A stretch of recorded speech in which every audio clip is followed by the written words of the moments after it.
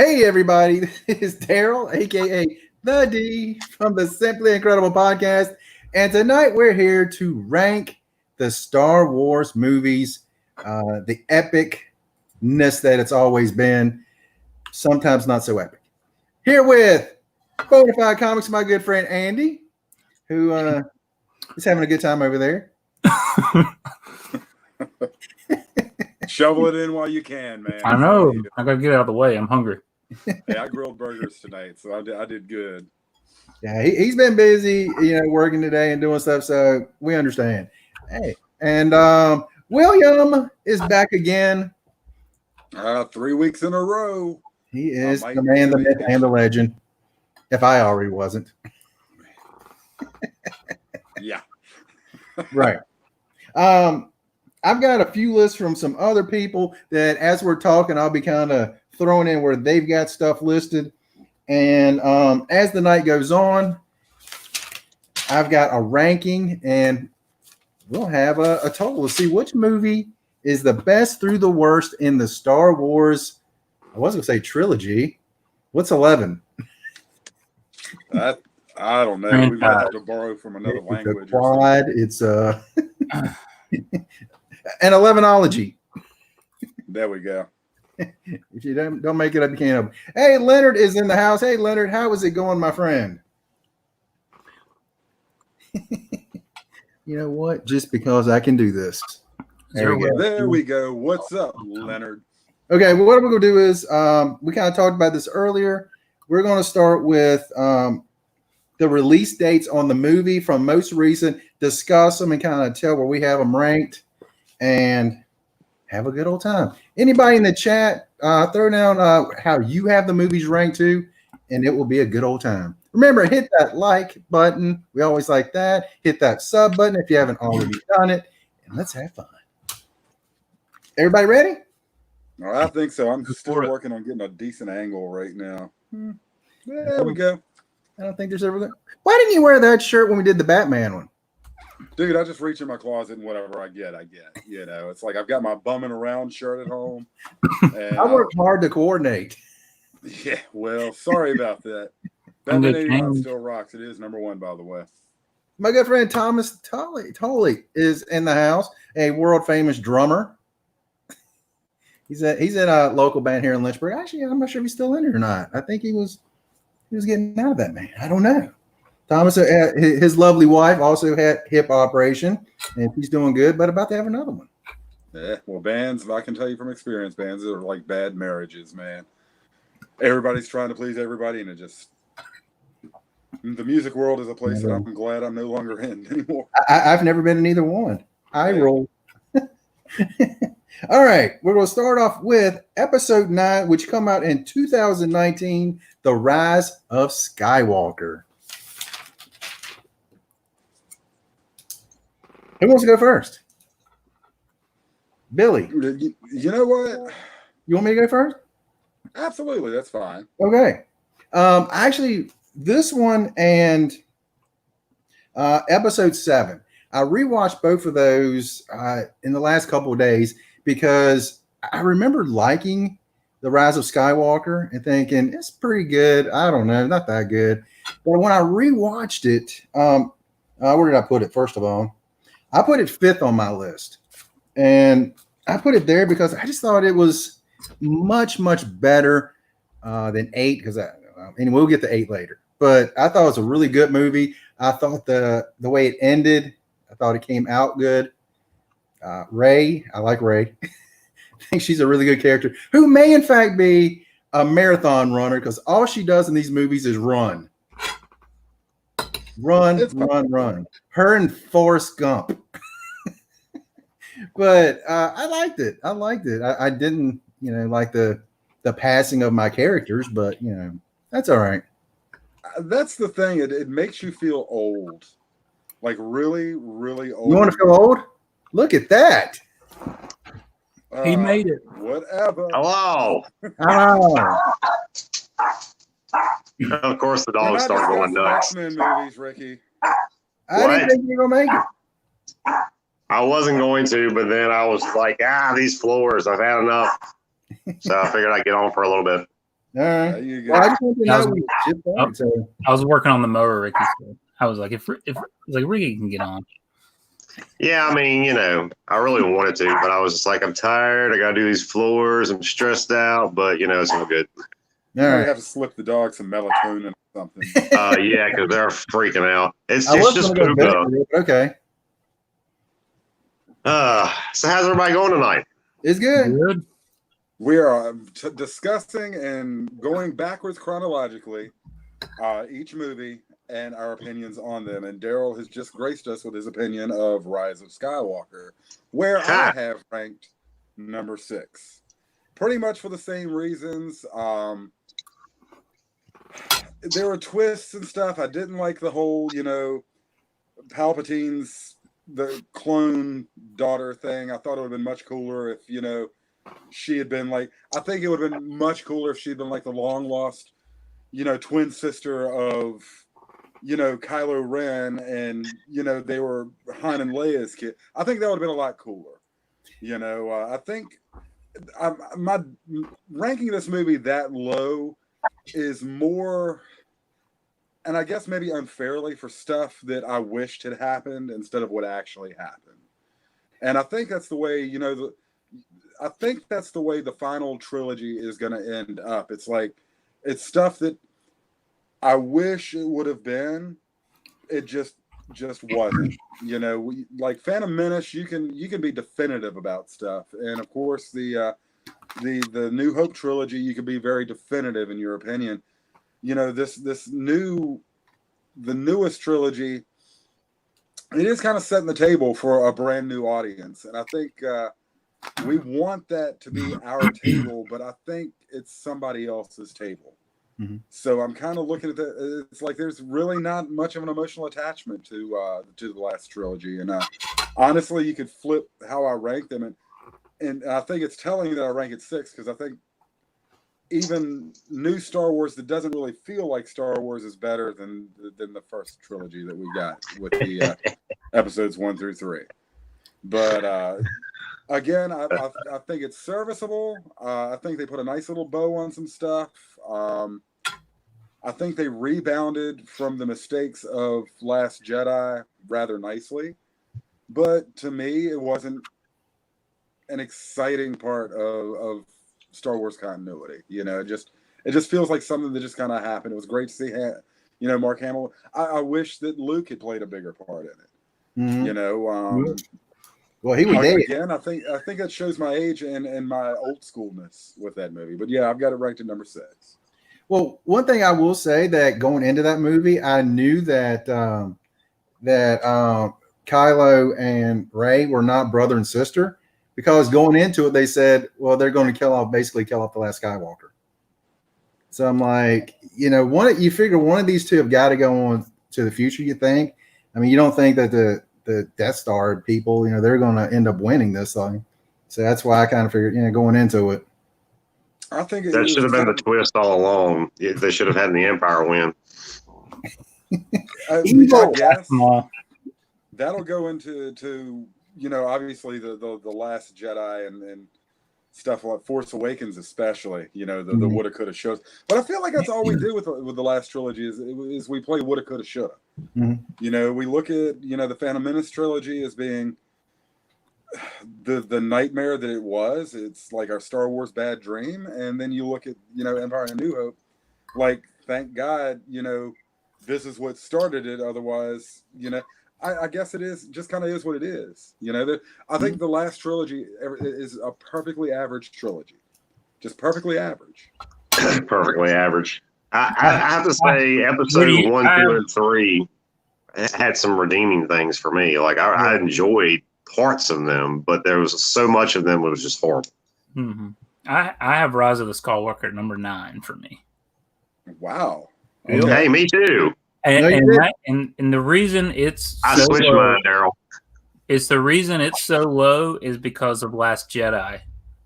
Because I could not stand that movie so much that, like, I went into the last film like, I don't even care anymore. Like, I just went into it like, oh well. And that's probably what hurt Rise of the Skywalker, honestly, on this list is.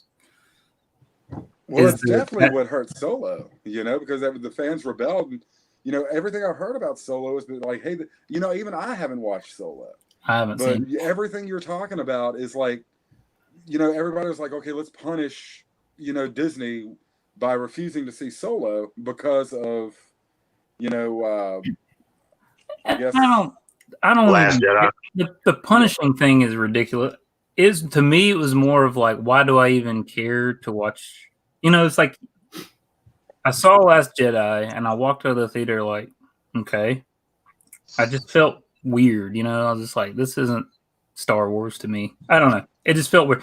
And it was almost like, you can't go home again, you always say. And I was just like, well, there's all that nostalgia that I loved as a kid. I was just like, I just don't care about the Star Wars stuff anymore. That's kind of how it, like, leading into Rise of the Skywalker. I just didn't even, I went and I just watched it, but I was just like, it's pretty good.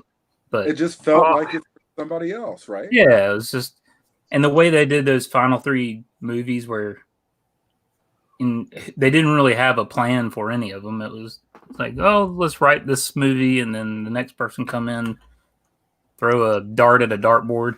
I don't know. I didn't like it.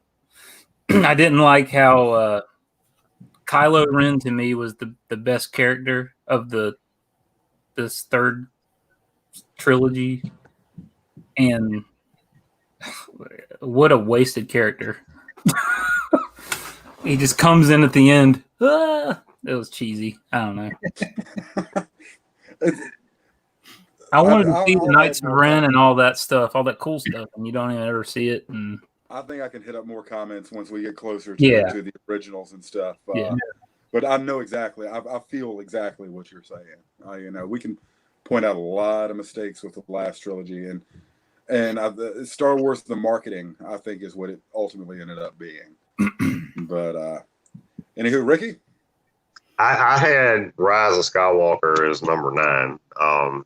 It's pretty low down there, only because Last Jedi was freaking horrible. But yeah, I connected with the last 3 movies a little more than a lot of people did, just because I liked a lot of the characters. But there was a lot going on in all 3 of them, and I felt like they were all done as separate movies. Like, they were not put together to be a trilogy. It was just like, okay, we have this plan. This is what we're going to do. But, oh, hey, this guy's going to direct this movie. This guy's going to direct this movie. This guy's going to write this. This guy's going to write that. And nobody was on the same page with anything. So you got the same characters in all 3, but it's all going different directions and whatever. I feel like they pulled it together pretty good on the last movie. Rise of Skywalker kind of like, it summed everything up in a nutshell from the whole trilogy of trilogies. Like, it wrapped everything up in a nice little pretty bow. But I didn't connect with the movies as much as I say I did the first 3, because that was, 4, 5, and 6. That was our generation. I mean, that's what we grew up on. So, like you said, Billy, we won't. This was not made for us. This was made for a younger audience. But then, on a side note from that, if they can take something like The Mandalorian that they just did and nail it as well as they did, and made me connect to the people and the characters in that as well as they did, why couldn't they do that with this last 3 movies? That's my issue. It's still Disney. Why couldn't they have done it with the last 3 movies? I'll tell you what. And not left such a bad taste in people's mouths. I think the biggest problem was they went from J.J. Abrams in 7. I don't even know who did 8, and then Abrams again in 9. I think if Abrams had done all 3 of them, I think it would have had really great continuity through the whole thing. And I think for sure. Well, the problem with J.J. Abrams anyway is that he never puts anything. It just like Lost, how Lost got so bad at the end, because he starts something great, and then he's like, "Well, I don't have an ending planned out, but we'll see what goes on." That's agreed, because Lost. That's what I think. Like Lost and Prison Break, they came out around the same time. I like Prison Break the first. Lost is Lost, but it's like both of those movies both of those shows were so good from episode to episode. I don't think they planned on it being that successful, and was like, "Oh crap, we got to have more story now."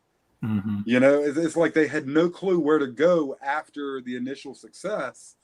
You know, and but yeah, like both of those, it started off fantastic and just kind of just totally petered at the end. Like obviously because they just didn't know where they were going with it. To me, Well, me and Billy went to go see Force Awakens together, and we walked out of the theater both just like, I felt like I just watched Star Wars, like the original Star Wars. It was a good feeling. Like we were Let's wait all till into it. We were ready, and then it just all went to crap after that. But anyway, y'all go ahead. We'll get to that. We're doing them one by one. We'll visit. I know. There. All right. The other three guys that I had, James had, let's see, episode 9. He had it at 6. Peasy had it at 5, and Daniel had it at 3. Wow. There you go. Whoa. There you All go. right. To each his own. That's There all. you Yeah. I don't care how wrong he is. I mean, I smell something. It smells like hate. It's a lot of that running around these days. Next, we have Solo. I'm disclaimer immediately. I'm going to bow out of this. I have not seen Solo. Mm-hmm. Therefore, I have this movie currently unranked. I do want to watch it, but I have not seen it. Okay. You need to get on the ball. Hey, it is what it is, man. That's exactly what it is. It's like I look at Solo like Wolverine. Wolverine started becoming less interesting the more we knew about him. I feel like Solo. We know Solo's a smuggler.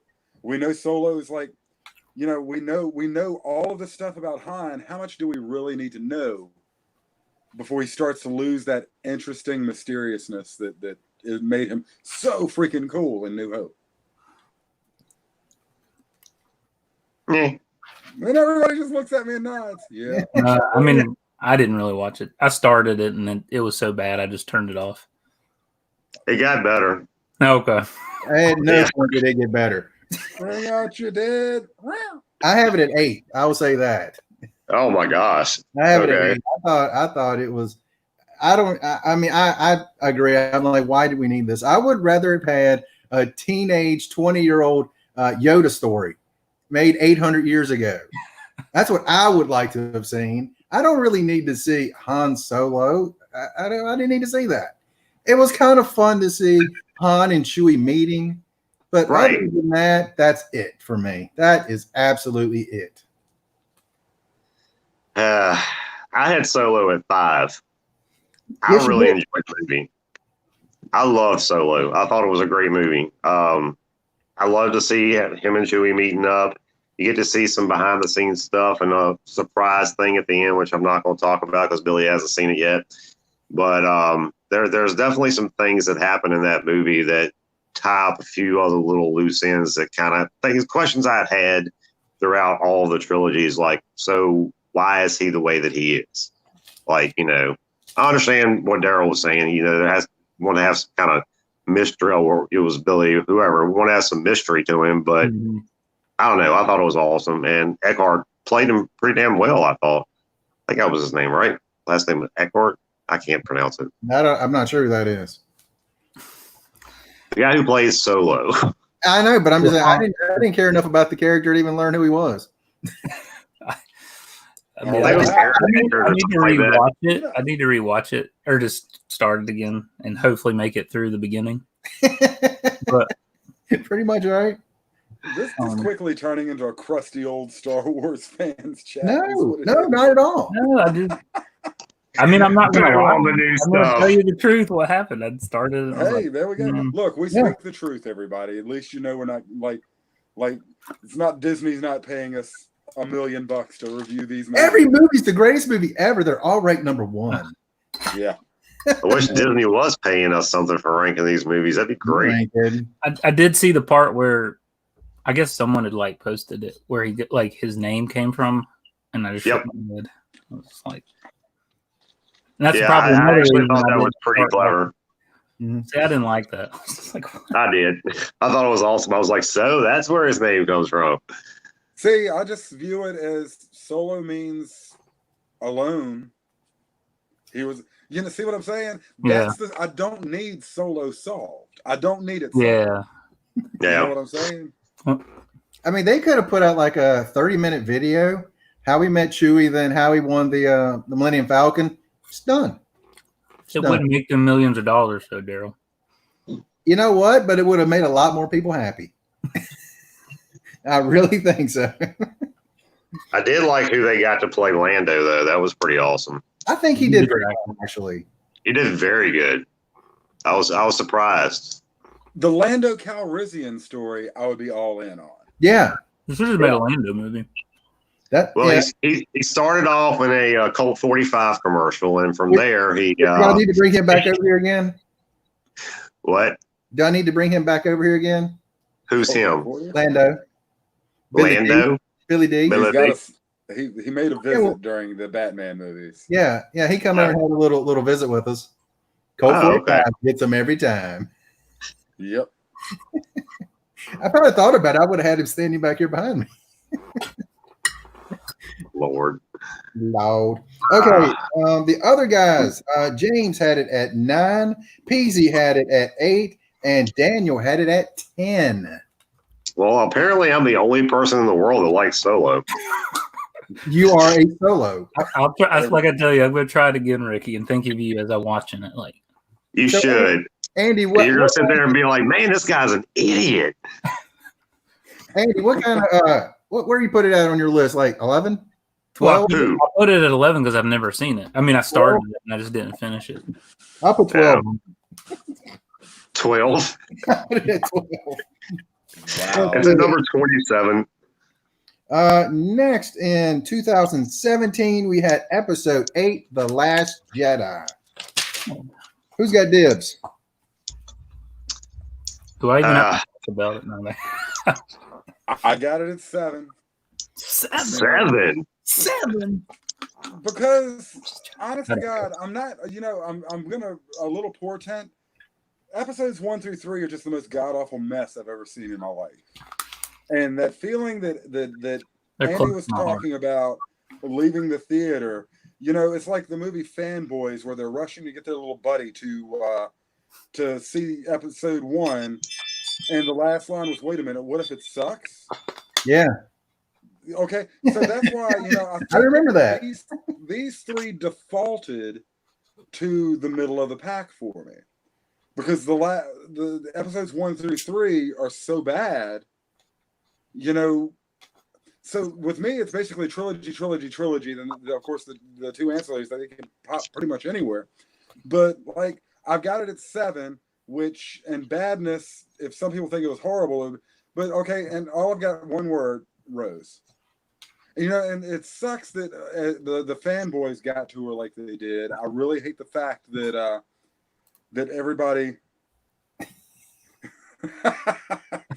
but everybody was like really, He knows I hate them. Star Wars fans are as bad as comic book fans when it comes to, hey, we want what we want. And, you like this chick couldn't help the way her character was written. She couldn't help the way her role was in the movie, and everybody kind of lashed out at her. But it was an extremely annoying character. It really was one of the, it just kind of made the whole movie awkward. It's almost like the second coming of Jar Jar Binks. I hope this actress has the most success she'll ever find in life and acting and everything as a result of the way the fans reacted towards her. I think it was totally, just absolutely ridiculous the way the fans reacted towards her. I mean, my whole thought about Rose was, why was she even in the movie? It's like, we just need another character. There you go, Rose. That's you. It's for somebody for Finn to hang out with while Rey is off doing her own thing, is who that was. Well, he is a ladies man. What? I said he's a ladies man. He's a ladies man, sure. Yeah. I mean, he's got Rose on one side. He's got Rey on the other side. Speaking of Rose, whatever happened to her in the last movie? She's just like gone. Sorry, you're no she popped up for like 10 minutes. Yeah. Yeah. Kind of felt bad for the character. I was like, man, I mean, you couldn't write anything for her. Like, no. Yeah. But really, did you care? No. I connected to her sister more than I did her, and her sister was only in there for like 5 minutes before she died. Okay, where do y'all have them ranked, by the way, too, while we're at that? 10. 7. 10. 10. 10, yeah. 10. 2 perfect 10s. I had it at 9. James had it at 11. Peasy had it at 10. And Daniel had it at 8. See, what's killing me right now is that's telling me y'all have the first, 3 episodes ranked much higher, and I'm actually scared now for you guys. I was younger. I'm actually getting concerned because we'll get I may have a meltdown. We'll get Oh, God. He's about to lose his. I don't know. I did not like Last Jedi. And it was weird because I went in wanting to, because you go in and you're like, yes. You're so hyped up for a film, and then it's over, and you just kind of. I just got in the car and just was in silence, like, can't believe it. Because it's weird. It's like, how do you hate a Star Wars? I mean, I didn't even hate episodes 1 through 3. I did. So we hated Last Jedi. Everybody did. But I mean, and I didn't even want to say it. I don't want to ruin people's opinions of a film. So I just and it was kind of silence in the car, and I think it was my Paige's brother-in-law or someone. Paige, maybe it was Paige. Maybe it was Paige. She was like, "What did you guys think?" And no one said anything, and then he was like, "I hated it," and I was like, "Oh gosh, thank you." I was like, "Oh, I couldn't stand it either." It was like, I didn't want to say anything. I was just like, what Mighty Nick just flashed across the screen. I don't know if you guys saw that comment. Yeah, I just, but he said he thought it's the truth. That's exactly every one of these last trilogy episodes. We're gonna walk away from those going, God, if only they'd done this, or why didn't they do it this way? And then Andy just said, if only this had happened. And here he is talking about, hey, why wasn't it about Finn? That's all we do with these last episodes. Is man, why wasn't it like this? But we don't tend to do that with the original trilogy, though. We don't, or even the second trilogy. We don't do it with either one of those. So this last trilogy is almost like an outlier. Again, when we get to episodes 1, 2, and 3, we can discuss why Vader that way. We're vested in all these movies, Yeah. I mean, my biggest complaint about episode 8 is it seemed like it was a standalone film that did not connect at all to me to episode 7. Nope. It felt like everything that they had built up in 7 completely forgotten in 8. And that I was like Rey's parents. Who's Rey's parents? You know what? Let's just not discuss that. Where did Poe come from? Yeah, we'll kind of avoid that too. So it's like, wait. I would be remiss if I didn't say Luke Skywalker getting the milk. Ugh. Don't even get me started on Luke. I was just like, what is this? It was the most pointless part of the movie. Like, why? I don't understand why they even put that in there. It was so stupid. It was ridiculous. They crapped on that character so bad that it's so why? I don't know. I think they made Mark Hamill didn't even care about Luke Skywalker anymore after that movie. Yeah. Even Mark Hamill through the whole film was like, why would you make Luke do? I mean, this doesn't even make sense to the character. Exactly.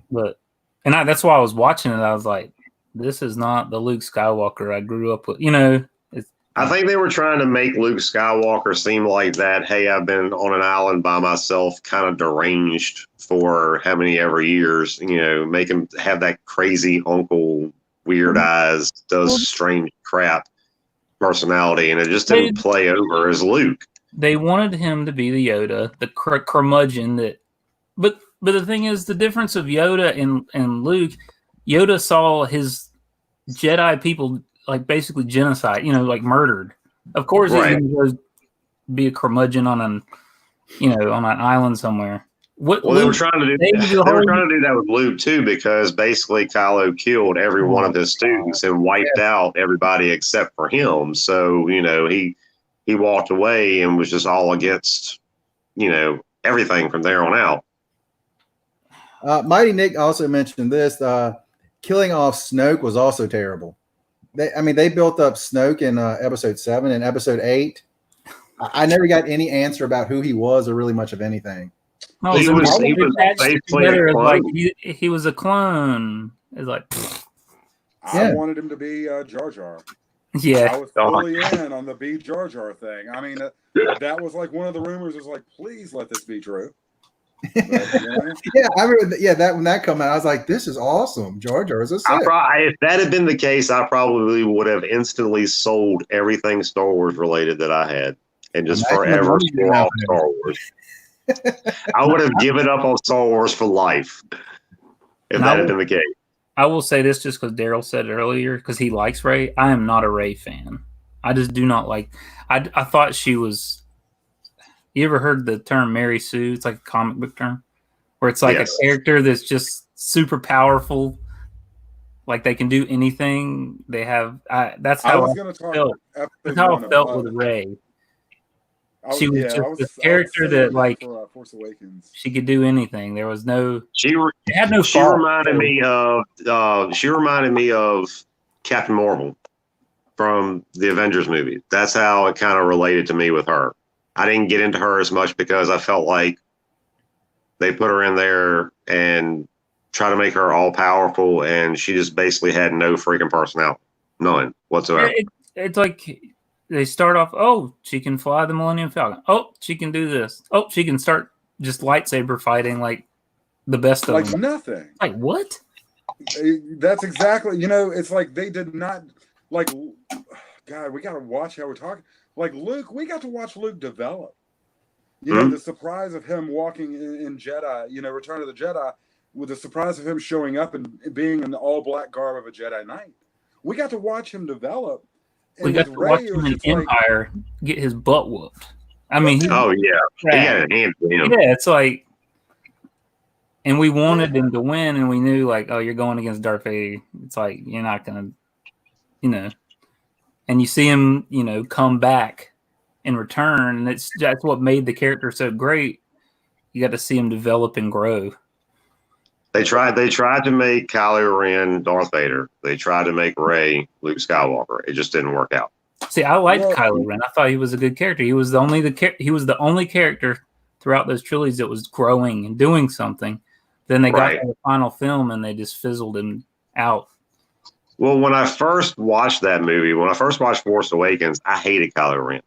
But I watched it the second time, watched it the third time, watched it the fourth time, and I started to really, really like him as a character and realize how powerful he really was. I mean, he's one of the most powerful Sith. Well, I guess he's not Sith. I mean, he's a Knight of Ren, but one of the most powerful Jedi out there. He's I'd never seen anybody stop a force blast before. Like, stop a blast from a. That was cool. That was amazing. I mean, that's not something we had seen in a Star Wars movie, so that really grabbed me when that happened. But as the movie progressed, when I first started watching it, I kind of felt like he was just being whiny. He was like a whiny little teenager. Now, watching him have, actually, that's in a different movie, but watching him have tissy fits cracked me up every time. Yeah, I liked it. I enjoyed it. being somebody, it struck me as being whiny at first, but then after a while, it got kind of humorous. So I was just like, okay, yeah, I can deal with this dude. Yeah. Next, we're going with Rogue One from 2016. Rogue One.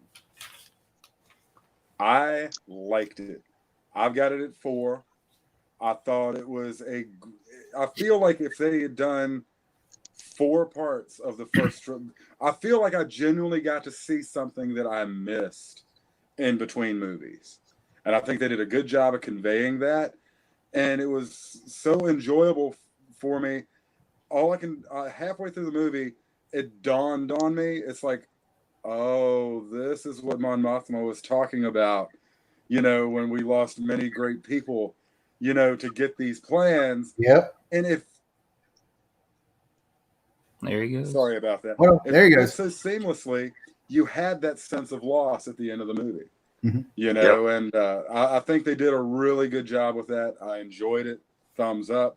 It was a nice compliment to the original trilogy. I had it as number 4 as well. Love the movie. And same as you, Billy, like halfway through the movie, I'm sitting there thinking to myself, holy crap, all these people are going to die. Like, I'm really connecting with these people. And this is this is going to be hard because Baze and Chirrut, however you pronounce their names, they were two of my favorite characters in that movie. And I knew they were going to die. It pissed me off. I was so upset. I was like, I'm going to have to watch these awesome characters go down. It's terrible. But I enjoyed it. It was great. It filled in a lot of holes and really made me kind of like more. I had to go back and watch the first three again after I watched it, just to kind of get back in that mindset because of that movie. Man, that movie put you through torture then. It did. Yeah, the only thing I didn't like about this movie, I had it at 3, by the way. The only thing I didn't like about it is amazing as that scene where Darth Vader was going into episode 4. Yeah, So good. The only thing I did not like about that is when you start episode 4, it just doesn't feel like the same Darth Vader. It feels like you got this Darth Vader throwing people around, choking people from across the field, and then he walks on to there where Leia and all the rebels are, and he doesn't do anything. He makes all the stormtroopers do everything. They didn't have to crash everybody. He was tired by that point. Give him a break, man. Yeah, he just. Oh my gosh! He just killed like 5,000 people. He's one of those characters that can be flying a ship if they really wanted it to, when they should have done this at some point to really show how bad he could be. Is he can make another ship crash if he wants to or blow up. If you've read some of the comics, it's awesome, by the way. Who reads the comic? I have it. I know, especially that coming from me. What do you have it, Andy? I have it at 4. 4. Nice. Same thing. I mean, I loved it. Mm-hmm. Yeah, it was excellent. Let's see. James had it at 4. Peasy had it at 7, and Daniel had it at 5. Easy. That one kind of threw me off because he ranked 1 through 9, and then like Solo and Rogue One, he's just like, oh, just throw those in there somewhere. Yeah, that's like, gosh, Rogue One was amazing. Yeah, I think he forgot about him to the end. Was like, oh crap, I don't want to rewrite this. I was like, man, gosh, that really threw me off when he said that about that particular movie. But oh well. Let's see. Is there anything else to say about that movie? What was the guy's name? First off, the robot in that movie. What was his name? Oh, I thought that was an amazing character. ISO something or another. Yeah, what's his name? Mm-hmm. But I thought that was a great character. Yeah. Thought that was phenomenal. I thought all the characters in that film were well done. I think they for the time they had, I think character development. I think it was the last movie that they did where they really truly developed characters in a short amount of time and made you care for them. Yeah, right. Yeah. I am one with the Force. The Force is with me. I was like, oh, I mean, at first I was he was my favorite in that movie. I absolutely loved him. I was getting annoyed with it, and then I'm like, this is actually pretty cool. You find yourself doing it after a while. Like you're watching the movie, he starts chanting, you start chanting to yourself, and you're just like, what's going to happen here? Yeah, man. Really good movie. I like the scene. Didn't they have a scene where they were testing the Death Star out? They hit the prison. Oh, I love that scene. Because it's like, they tested it somewhere. They're just like, they beam it down and crack. Oh, I thought that was and it was just one of the beams or something. I can't remember. Yeah, it wasn't even like full capacity. It was just enough to let's just test it on a.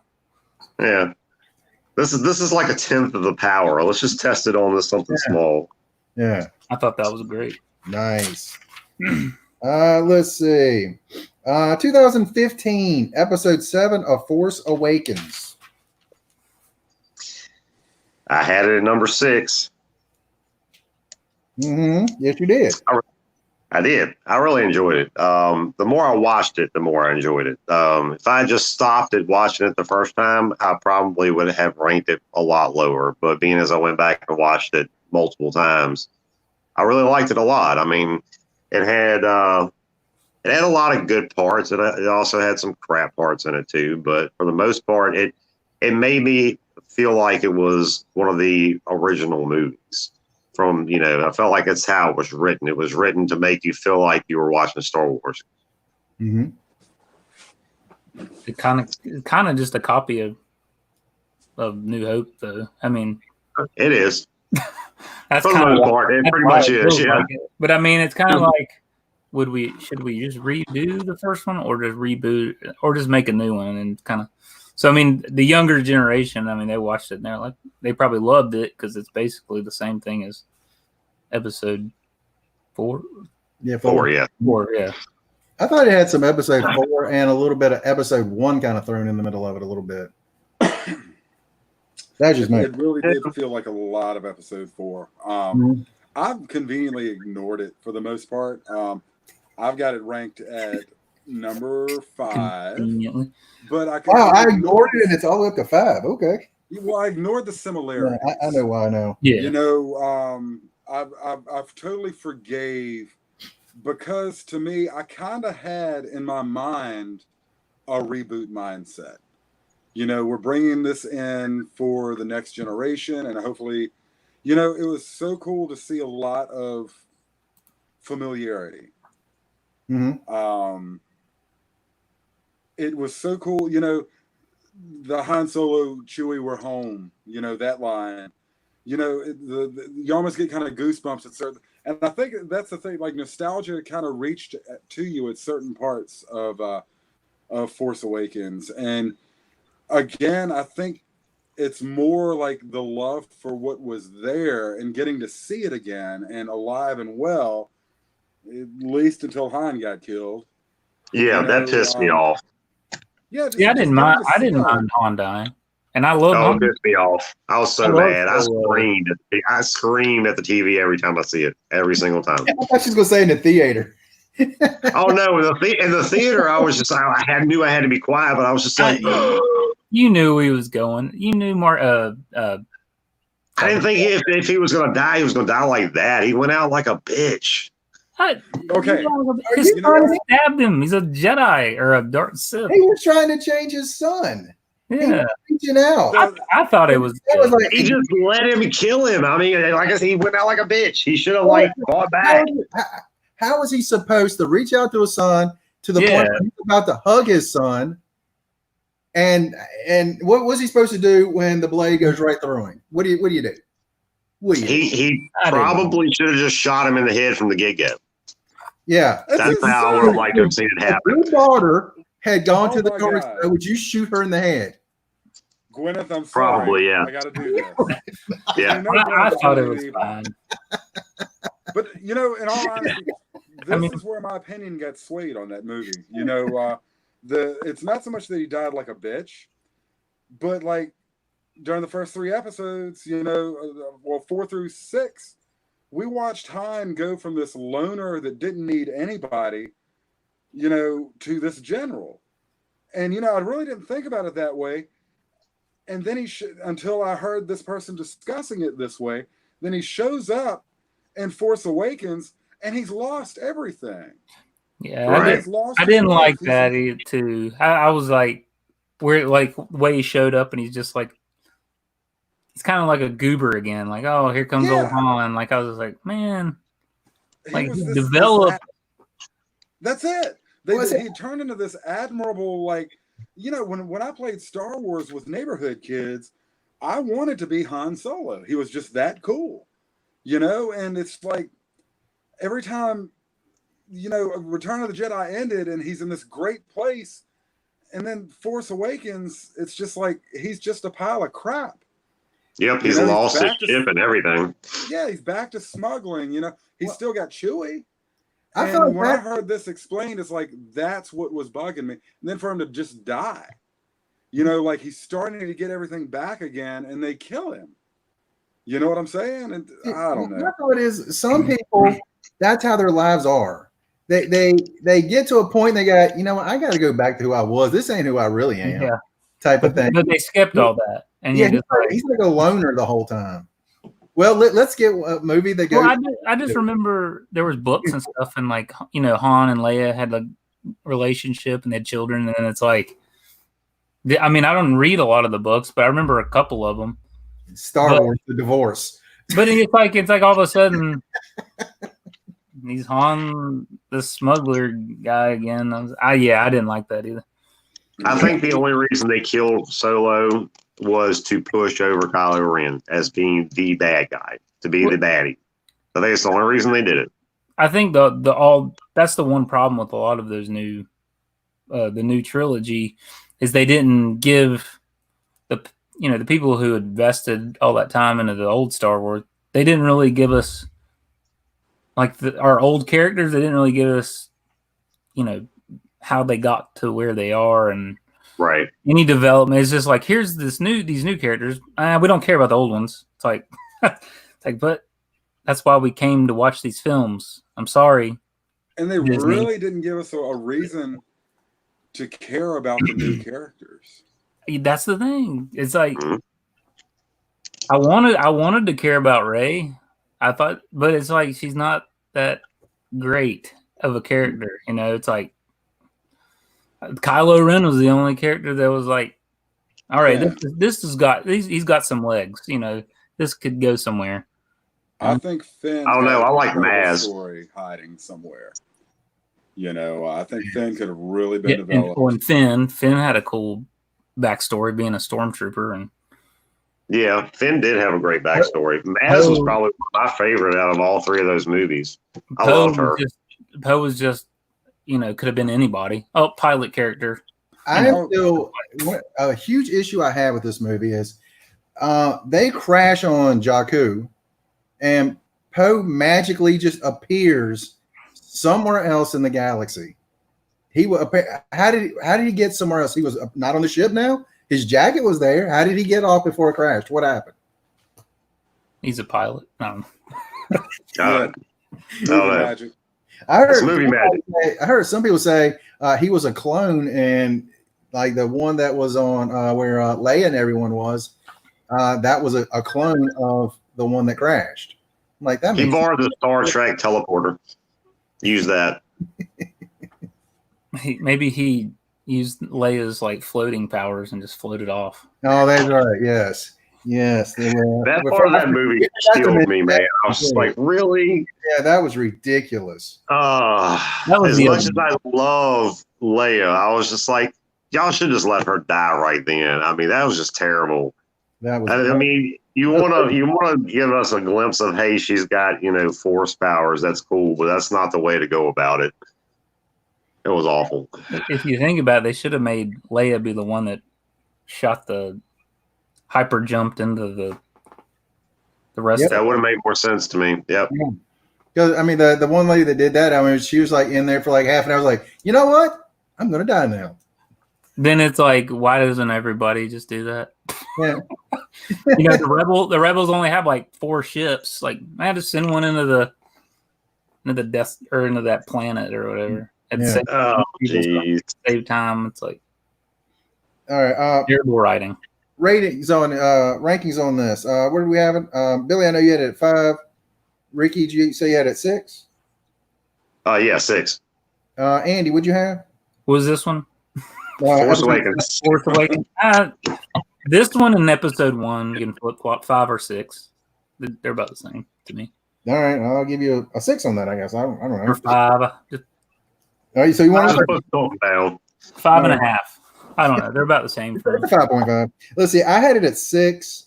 James had it all the way up to 3. Wow. He had it at 4, and Daniel had it at 9. It's like, wow. All right. Hey, you know what? If that's where you want to rank it, thumbs up. I'm okay with it. I'm okay. All right. Now next on to let's see. Episode 3 from 2005. Oh. I was 7. I had it at 8. Let's see. Andy at 7. Billy had it at Revenge of the Sith? Yes. Number 9. Number 9. I had it at 8. One of the coolest lightsaber battles that ends up being the dumbest scene of how Darth Vader gets his legs cut off. Yeah. I was saying it's the only redeeming quality of that movie at all is that lightsaber fight at the end. It is amazing. I was just like, This is how he gets cut off. His arms and legs cut off. He jumps over him, and he gets. Yeah, I was like, because he had the high ground. I have the high Yeah, ground, right. Anakin. So he just does a flip over, and I was like, "That's." He's like wop wop, and there goes his legs and his arms. To me, I was just sitting in the theater, like Lieutenant Diane. my whole childhood. My whole childhood growing up, I'm like, "How did Darth Vader get cut up? How did this happen?" And then I'm sitting there and I watched it, and I was like, "This is it? Really? Are you kidding me?" Man, it's so freaking bad. Okay, another person really opened my eyes to this early, and it's like one of those things where you see it, you can't unsee it. Yeah. You've got like the music playing in the background, and everybody's doing all this best music. Vader's coming, and you got Emperor Palpatine like, arise, and Darth Vader stands up, and then he's like, by the way, what about Padme? Now here's the biggest badass we've ever seen in our life, and he's standing here, crunches or like, something. what about? And then it's just like, no, and that has to be the stupidest thing I've ever seen in my life. One of the best memes ever. And then he starts walking like he's Frankenstein. Did you notice that? He was just like, ah. What makes sense? He has new arms and legs, but hey, they should have like stand out or something and just had this massive explosion in the build, or anything. And instead, it's like that's it. Oh no! Droids got it. I thought that was lame too. There were so many misses. Like that could have been a great film.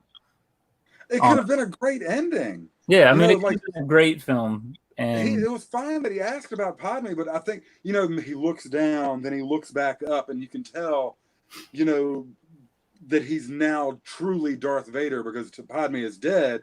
But instead, he's shaking his fist to the heavens, going, "No," like a weak bitch. I mean, it's like,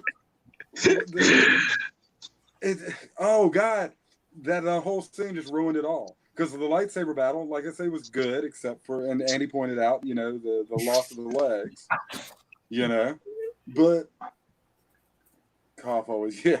Not only they're battling on like tiny little droids, they're floating over lava, but he just has a flip and slice it, it's like whatever. Yeah. I don't really get that either. I guess they had to come up with some sort of way to have him lose limbs, but that was the thing about like growing up with, with Darth Vader.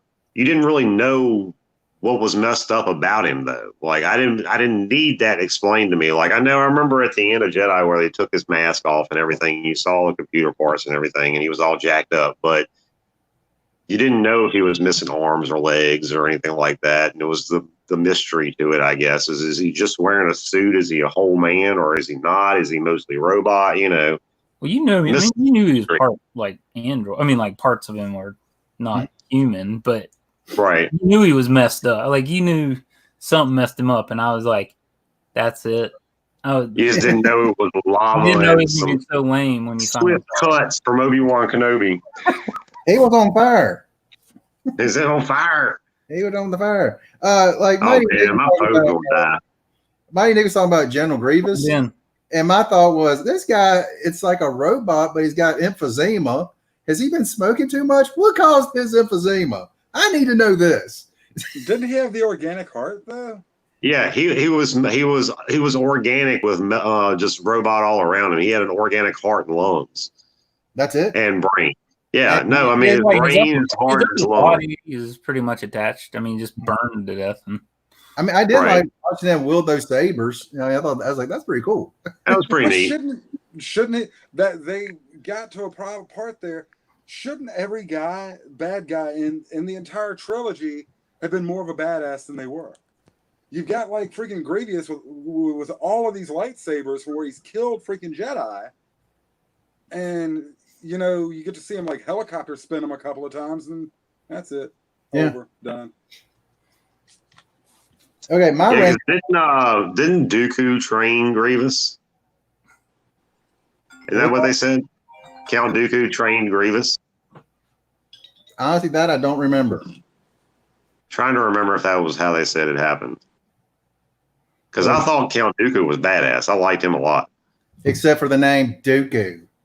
I don't know. That's a pretty cool name, Oh, Dooku. I remember when we left the theater that everybody's like, was that guy's name Count Dookie? What was his name? Count Dookie. Yeah, that's him. Count That was Dookie. just Daryl. We just like Christopher Lee. That's all it is. Do what? We want Christopher Lee's a badass. We just like Yeah. Christopher Lee. That therefore. Oh Count yeah, Dooku is most cool. definitely. He's one of my favorite vampires ever.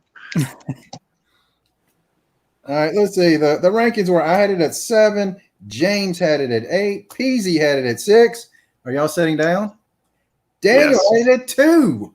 Mm, 2. At 2. I'm so sorry. Daniel. Yeah, but that's okay. To each his own. Let's see. Next Yeah. is where we're at here on my list. Episode 2 from 2002, Attack of the Clones. Skip this film. It's going. 11. It's bad. Mhm. It is bad. I had it at 11. That bad. I have it in that Absolutely were. batch down with like Last Episode 7. Jedi, Rise of Skywalker. I mean, they're all that was just in that. Mhm. Well, what made it so bad was that they started trying to develop the love between Padme and Anakin, and it was just awkward. It was so freaking awkward. I mean, I'm sitting there watching it, and it makes me feel gross. Like I'm just Ultimately, like, what? that is the underlying problem with the entire trilogy: is the Padme Anakin love interest thing. Well, it didn't help that neither one of them could act worth a damn in that movie for some reason, which I didn't like him in any of them, period. Anyway. Well, I think she's a good actor. I think he's a horrible actor in everything I've He's ever horrible. seen. I think He's bad. she's a good actress. And I'm just like, what happened? So there you go. She was probably on some sort of drugs through this entire trilogy of movies. I don't know. I think what happened in episode 2 was she couldn't reconcile the fact that she acted alongside a little boy that is now him in episode 1. Therefore, she's like, okay, this is the creepiest thing I've ever done in my freaking life because he was a little boy in episode 1. I don't care that he's grown up. You know, there's still an age difference there. I mean, he what was that? How old was he supposed to be? Like 18, maybe in that movie, maybe.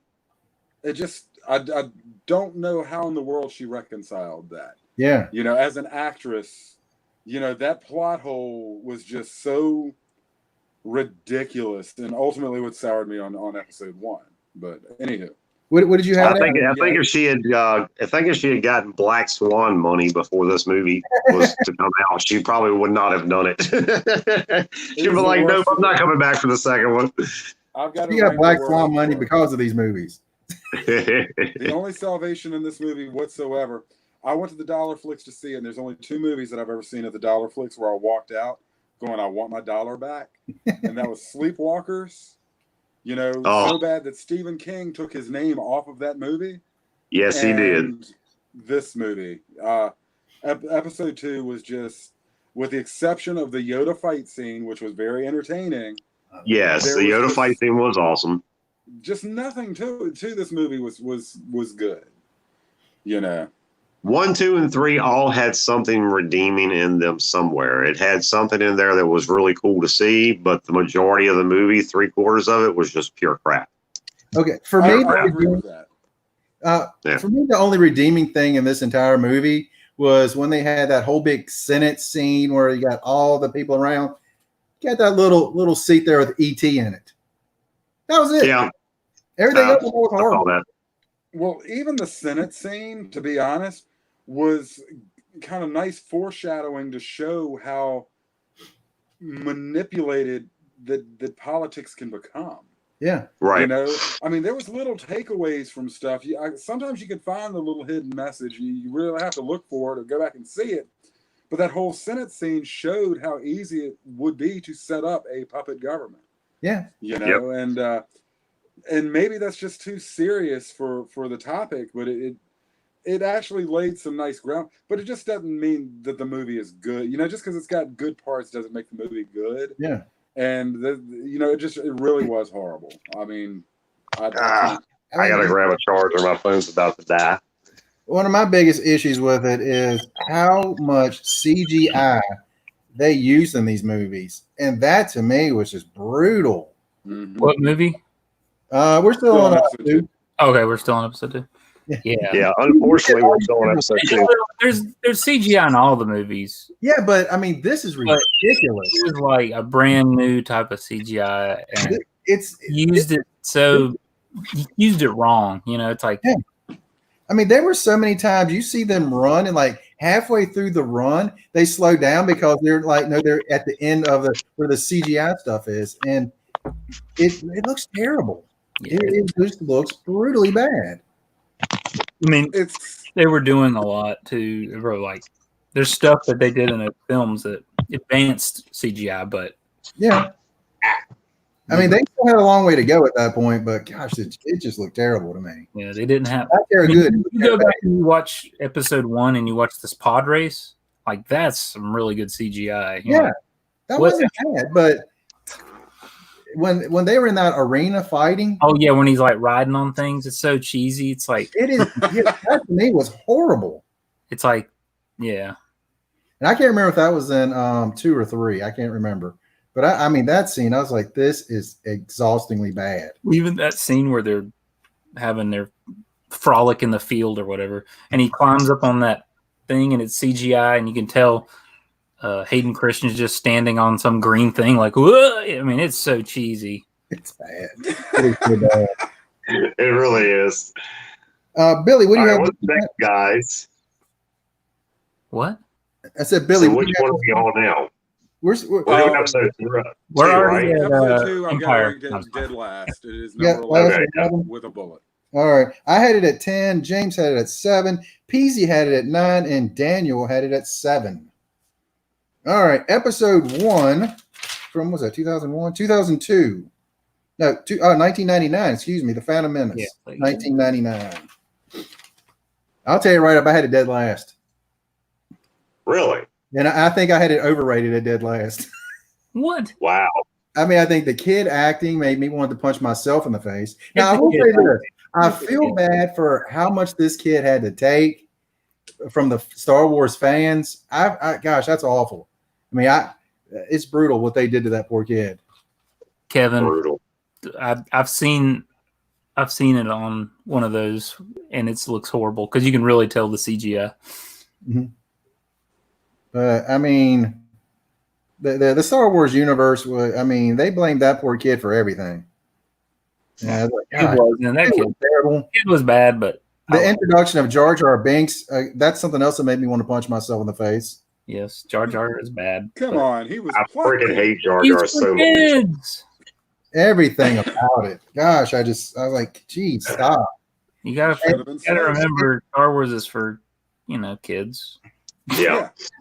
Well, apparently not this one. I will say this. I had it. When I watched this movie, I told Ricky this, like 3 years in a row, May the 4th, I'm like, Star Wars Day, I'm going to watch all these movies.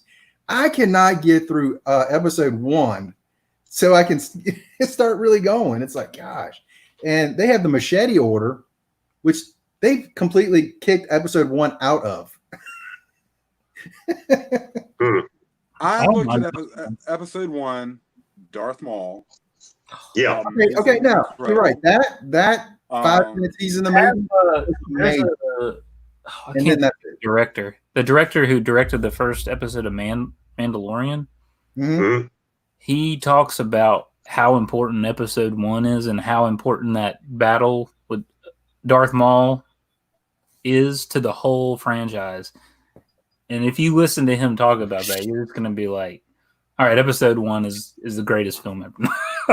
Well, I've got episode I'm going to drop 1 a that capsule in here and drink it. I've got episode 1 sitting at number 8. Again, it's the whole weird dynamic between Padme and Anakin, and the fact that they kept calling him Annie through the whole movie. Every time I hear Annie, it's like I think of Annie, you're okay, Exactly what I was gonna say. He's an innocent young child. Then that's it. Then the fact that she's gonna like have his twins, watching, like all you can't undo what you already know. So this movie was trying to set up what we already knew and give us visuals for it. And we ran into this little boy, being a pod racer who wins his freedom. Pod racing was awesome. Yeah. I mean, that was some. You pod racing was cool. You see that in the theater, and because that was like, that was pretty much groundbreaking, right? All the surround sound and stuff they had for that. There you go. Yeah. That's what I was getting ready to say. You hear old Sebulba or whatever. That was pretty awesome. I mean, that was a good imitation, by the way. I have it at 5 or 6, with kind of ties with Force Awakens. To me, because 1999, I was in middle school, and I had grown up with the Star Wars movies. I never got to see. I saw them in the theater when they re-released them, but I grew up with them, and this is like the first time I get to go see a Star Wars movie at midnight with everyone else for the first time, and you hadn't seen a Star Wars movie in forever. Mm-hmm. And the hype was real, and then you saw that you finally got to see a lightsaber battle with Jedis in their prime.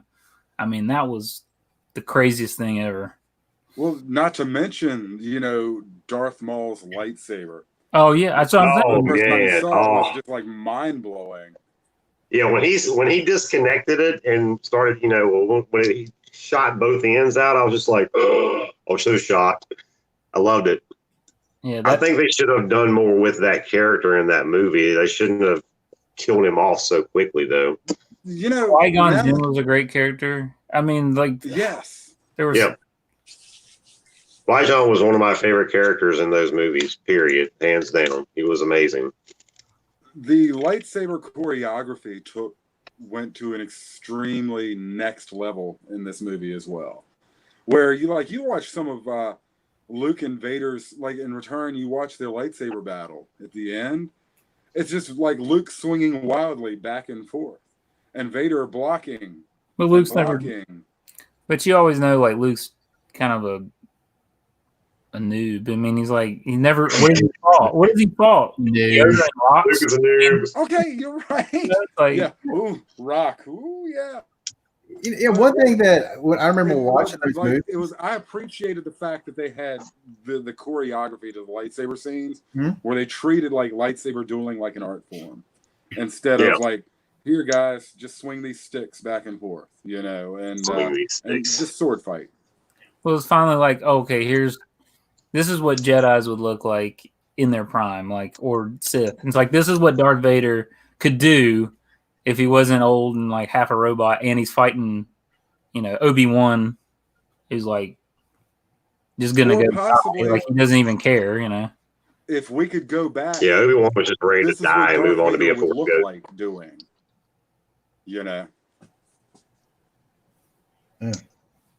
I had episode 1 at 7. Yeah, 7. See, I love the movie. James had it at 10, Peasy had it at 11, and Daniel had it at 11. Only reason I ranked it as low as I did, even at 7, was because I freaking hate Jar Jar Binks. Hate him with a passion. And I get the hate on Jar Jar Binks, and everyone can't stand Jar Jar Binks. And he was the deciding vote for the Emperor to become the Supreme Chancellor.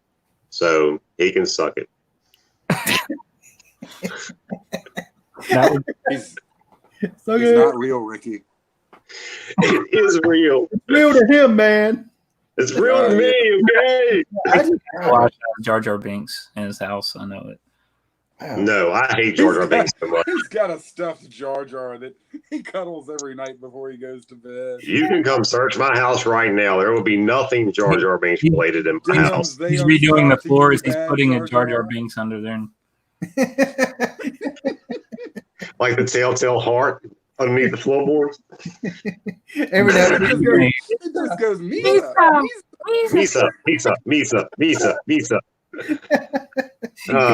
Gosh, I'd burn this house down. I just don't even. I don't even know how they come up with that character. Go like, man, people are going to love this. Because There are people that actually do like They were Jar Jar, trying- but they were there trying are to make so the many kid- that don't. For kid, I mean, they were trying to make a kid character, and they probably were like, "Oh, this is gonna be great," and then it just tanked. Because you It just turned out to be incredibly racist more than anything. Yeah, well, kids probably like- like them. New Hope, the dynamic between R2 and 3PO was that make the kids giggle thing through the movie. Right. You know, and that's really what they wanted. It just became so exaggerated, you know, through the movie. Like, you know, the and like everything that Jar Jar did was almost like a caricature of somebody doing that thing. You know, Right. it's just overly exaggerated, overly acted. It was just It was horrible. They could just redo the films and like make another character for Jar Jar, like make Jar Jar like an actually decent character, and probably people would love Episode 1, you know, or like just it wouldn't be hated as much as it is. Yeah, it's gosh, I don't know. Because I mean, That whole scene with acting- them underwater and stuff, I thought that was kind of. Were they going to Atlantis? What's going on down here? Yeah, they were going to visit Aquaman. I was looking for him. I really was. Maybe Submariner. You know, It could have been it's a Submariner. Marvel tie-in. There's Let's Submariner. all admit that Episode 1 has like one of the greatest lightsaber fights of all time. Oh, yeah. So It was so amazing. fast forward the movie, because I probably did that like 20 times as a kid. Like I just fast forwarded it.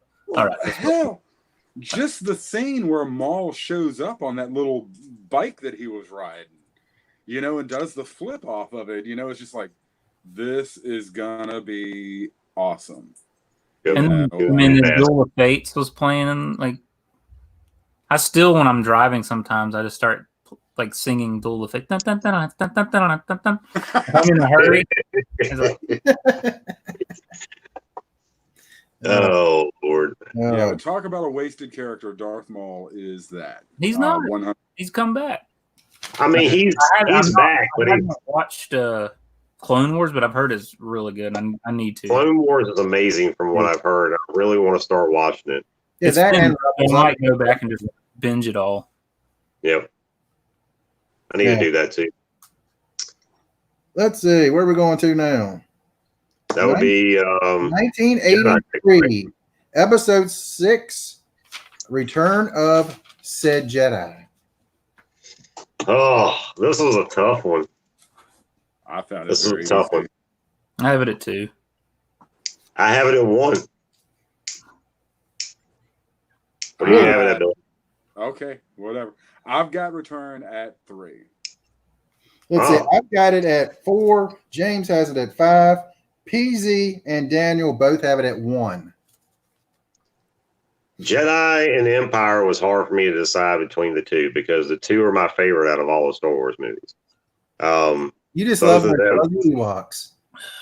Yeah. Well, I do. I love me some freaking Ewoks. They're awesome.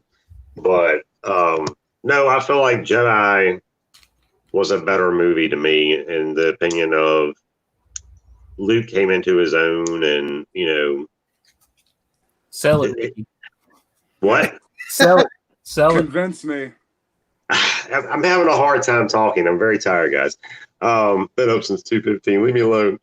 I kind of feel like Jedi beat out Empire just a little bit because of the Ewoks. Number one, really love Ewoks, and number two, they I want to choke him to death right now. what? I'm sorry. This is not very.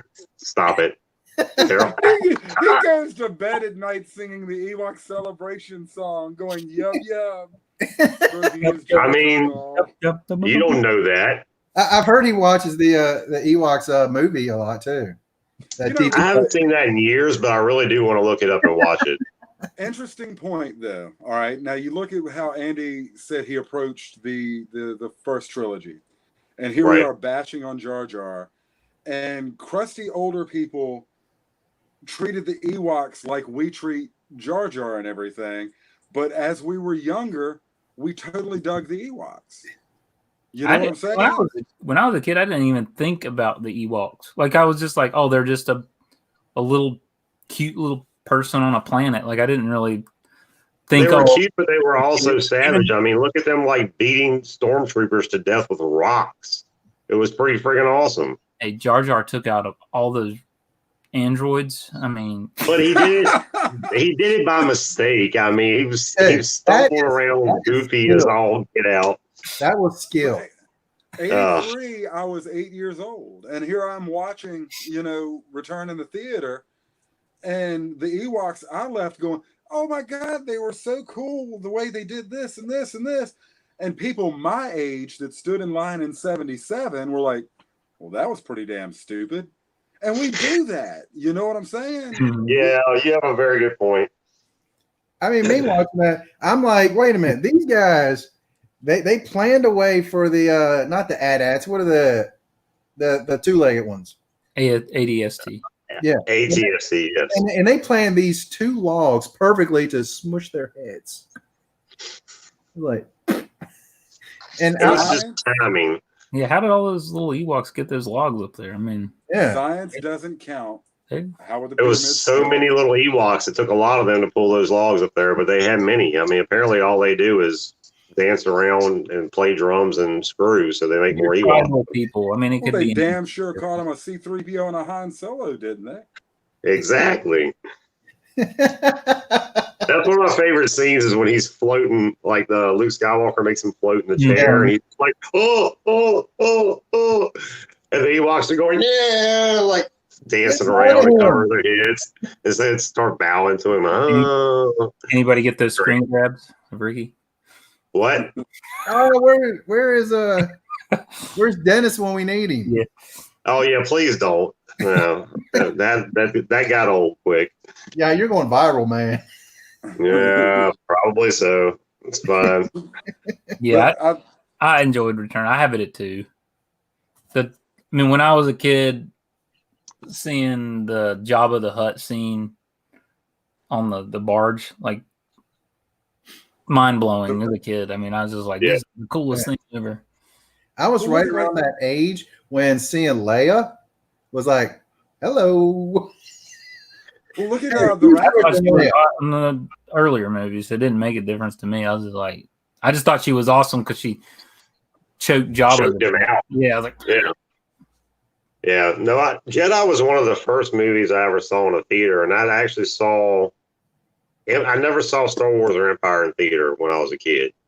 I didn't pick up on Star Wars until Empire. And then when I was able to go back and watch Star Wars from the beginning, kind of catch up on what was going on. But Jedi was one of the first movies I actually went to go see in a theater. And I think that's probably what pushes it over the top for me as far as making it number one over Empire. Both Empire and Jedi are amazing movies. I mean, they both equally have a spot in my heart, but Jedi just gets pushed that much a little further because of number one, Ewoks, and number two, it was one of the first movies I ever got to see on the big screen as a kid. Which theater did you go to see it? Ewoks. I freaking love Ewoks, man. They're awesome. Oh God. I mean, everybody's got their thing, and mine's Ewoks, okay? Leave me alone.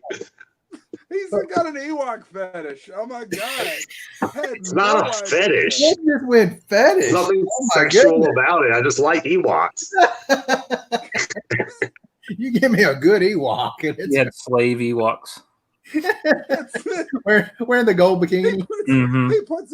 He puts his dog in a bikini just to, wow.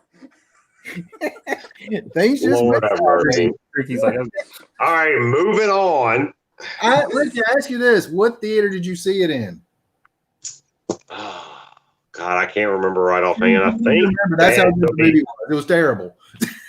Well, no, I mean, Dad took me to go see it. I remember I got out of the hospital. We were trying to check out of the hospital so we could go to the Plaza to see that movie. That's back when they had the theater up in the upper side of the Plaza. I don't think I saw it in the Plaza. I'm pretty sure Dad took me to Charlottesville to see it because he was living closer towards Charlottesville than Lynchburg at that point in time. Mm-hmm. I know in Lynchburg I saw it at River Ridge. That because I remember that night, my uncle. It was 3 of us that went. I was 8 years old. My uncle picked us up in a Volkswagen. We went to Burger King afterwards. All of us walked out with the Return of the Jedi glass. Mine had the Ewok Village on it. You know, I remember that night like it was yesterday. You can get $1,000 from Ricky for it right now. I have it. It's fine. I don't need it. I have one. But yeah, that I don't know. It was just a really cool. It's easily a number. You know, to me, it's very much. I've got a lot of nostalgia in it, but it is definitely a number 3 movie for me. Yeah, I thought it was a great ending. You know, all of that good stuff. but before Rogue One, it was 3 all day for me. But when Rogue One come out, I was like, gosh, that's a good movie. And then I put it right ahead there. But when I was writing the list, I originally thought it would be 3, but then I sat and thought about it, and I was like, deep down, I was like, I know it's 2. I was like, I have to put it at 2. Because I just watched New Hope the other day, and I was just watching it, and I was like, I like Return better than the New Hope. Like, yeah, for sure. Return is much better than New Hope. Oh no! Okay, yeah, okay. Well, that's fine. But I'm saying, when I was a kid, then too, it's not like I'm making the list like as an adult. I feel like, you know, Star Wars. You know, like I'm just, to me as a kid, I just remember Return being like the bomb, like them going through the woods on those speeder bikes, and then I mean, I probably played out that scene on the Jabba. The Jabba scene like tons of times, like on a car, just playing around as a kid. You know, I'm glad you mentioned that because when you look at Episode 1 and you look at Episode 6, you got 2 characters that died way too fast. We got Boba Fett. I'm just like, this character had something that should have gone on. Well, we'll find out in Mandalorian season 2. Yeah, but I mean, to me, it's like that's not a movie, even though it's an amazing show, minus that one stupid character in it. But other than that, it's an amazing story. He got Jar Jar Binks. He got Jar Jar Binks. Or Binks. It's like, please put Jar Jar in the Mandalorian. I'll never watch him. Jar Jar Binks. That would be hilarious. That would be terrible. Either that or Mickey Mouse. That would be funny, though. All right. That would be funny. All right. Let's see. We're going to Episode 5 from, was it 1979? 1980. The Empire Strikes the Back.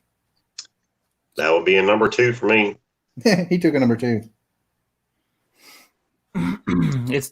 Empire is not only number 1 in Star Wars movies, it's my favorite movie of all time. So it's wow. Yep.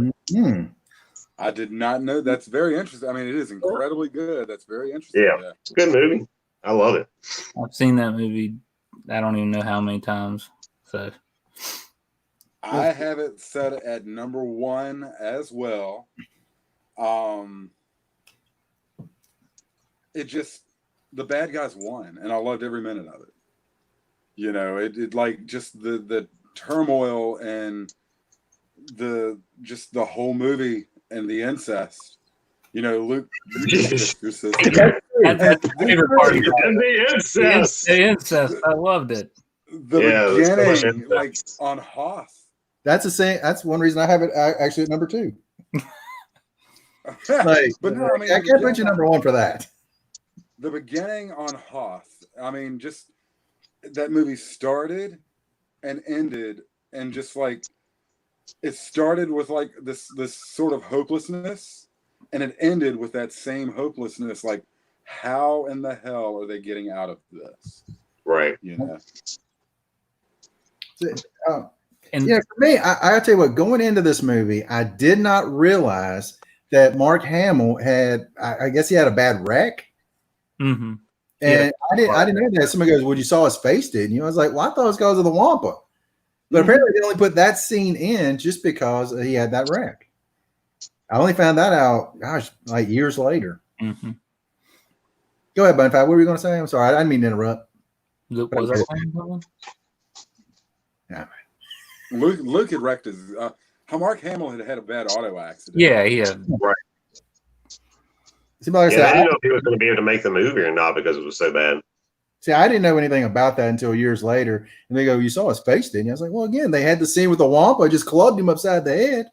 Like, you know. And it worked out too because it was a good scene of Han saying, you know, now I've saved you twice, you know. Yeah. Right. It's a good line. I still think it's some of the coolest in return when he saved movie ever is him cutting open the tauntaun and stuffing them inside. Absolutely love it. Yep. But I mean, again, to me, it's got the best line in all of the Star Wars movies. It's very simple. I know. Yeah, there's a bunch of them. I mean, but I know. Yeah, there's tons in that movie. I know is definitely one of them, but I think is just up here is like, you know, that's cool factor on high. I love you. I know. and behind the scenes though, Carrie Fisher hated that so much. She absolutely hated that line from that movie. From any of the movies where he says it, she hated it. She thought it was arrogant. That was all Harrison Ford too. He just ad-libbed it. Yep. Mm-hmm. you know, it's like, again, that goes back to my disappointment with Han Solo just dying. It's like Empire really showed you an evolution. Like in the beginning, he was ready to split, and he was kind of hoping, you know, Leia to be like, "Hey, come on and stay." I'm sorry, it cut out again. But Leia was hoping that he'd be like, "Come on and stay," and you can kind of tell he was like, "Maybe my life is going to fall into place." And there was just these question marks for Han all the way through the movie. And then the end, you know, the kind of it was almost like kind of a self-sacrifice moment there at the end, you know, as he gets frozen in the carbonite and everything. And it just, I think this Empire really made you appreciate Han Solo more. You know, it's almost weird. Like Luke Skywalker to me is almost like a byproduct of the first. Luke Skywalker was supposed to be the main character, but Han Solo outshined him in just about every freaking way in that movie. Most definitely. I mean, you got to have a good, you know, partner, and Luke's this genuine dude, and then Han's the kind of swashbuckler, and they kind of just, you know, it's the same with, they've tried the same formula for years, you know. Yeah. What's the Pirates movie? You know, you have the young, nice looking Orlando Bloom, and then you got the crazy pirate. It's the same thing. I mean, I love the whole Cloud City thing. It's just, that was great. I mean, we get to meet Lando in this movie too. And I've always made the comparison why I like Dick Grayson so much, like Robin. Nightwing is a fusion of Luke Skywalker and Han Solo together. If you think of the character, the way he's cool and he's like a nice dude. It's like, I don't know. I just think he's a fusion of those two characters. Never thought about it that way, but that's a good point. It's pretty cool. Because he's the ladies' man, you know. He's like, maybe that's why I like him, because he's like two of my favorite characters, like fused. Rolled up into one. Until they update his backstory. Until he gets stabbed by Damien, like with a sword, and then thrown over. Ricky just gets pissed off every time. So mad. So mad. Oh, Makes man. me angry. Scream at the screen every time. Andy, he said it makes it like your number one movie of all time. Yep. What brings that feeling? What is it about this movie that brings that feeling to you? Because I think it's interesting that you really feel it's that got way. everything. I mean, it's got action, it's got romance, it's got mystery. You know, what happens to Han, and I mean, It's got incest. It is it doesn't really have incest Jar if you Jar don't Binks. know? I think it still is. But anyways, it's just everything. I mean, and I love the fact that it leaves mystery at the end, you know, and the villains win, which is just awesome. It leaves you making you want to see the third one really bad. I mean, you want to go see it right then, because when you finish watching. How many sequels can you say, like, oh, the sequel's way better than the first one? I mean, that was the one. Not this one. Yeah. But I mean, it's everything. I mean, part of it's nostalgia factor. I mean, I was a kid and I've seen it a zillion times, but I can watch that movie every day. I mean, over and over again. It has the greatest plot twist for me in pretty much any movie ever. Well, I mean, when you find out that Darth is Luke's dad, to me, that's like the biggest plot twist I think I've ever seen. I mean, obviously, I knew about it as a kid, so I didn't get the experience in the theater. Day we didn't know no better.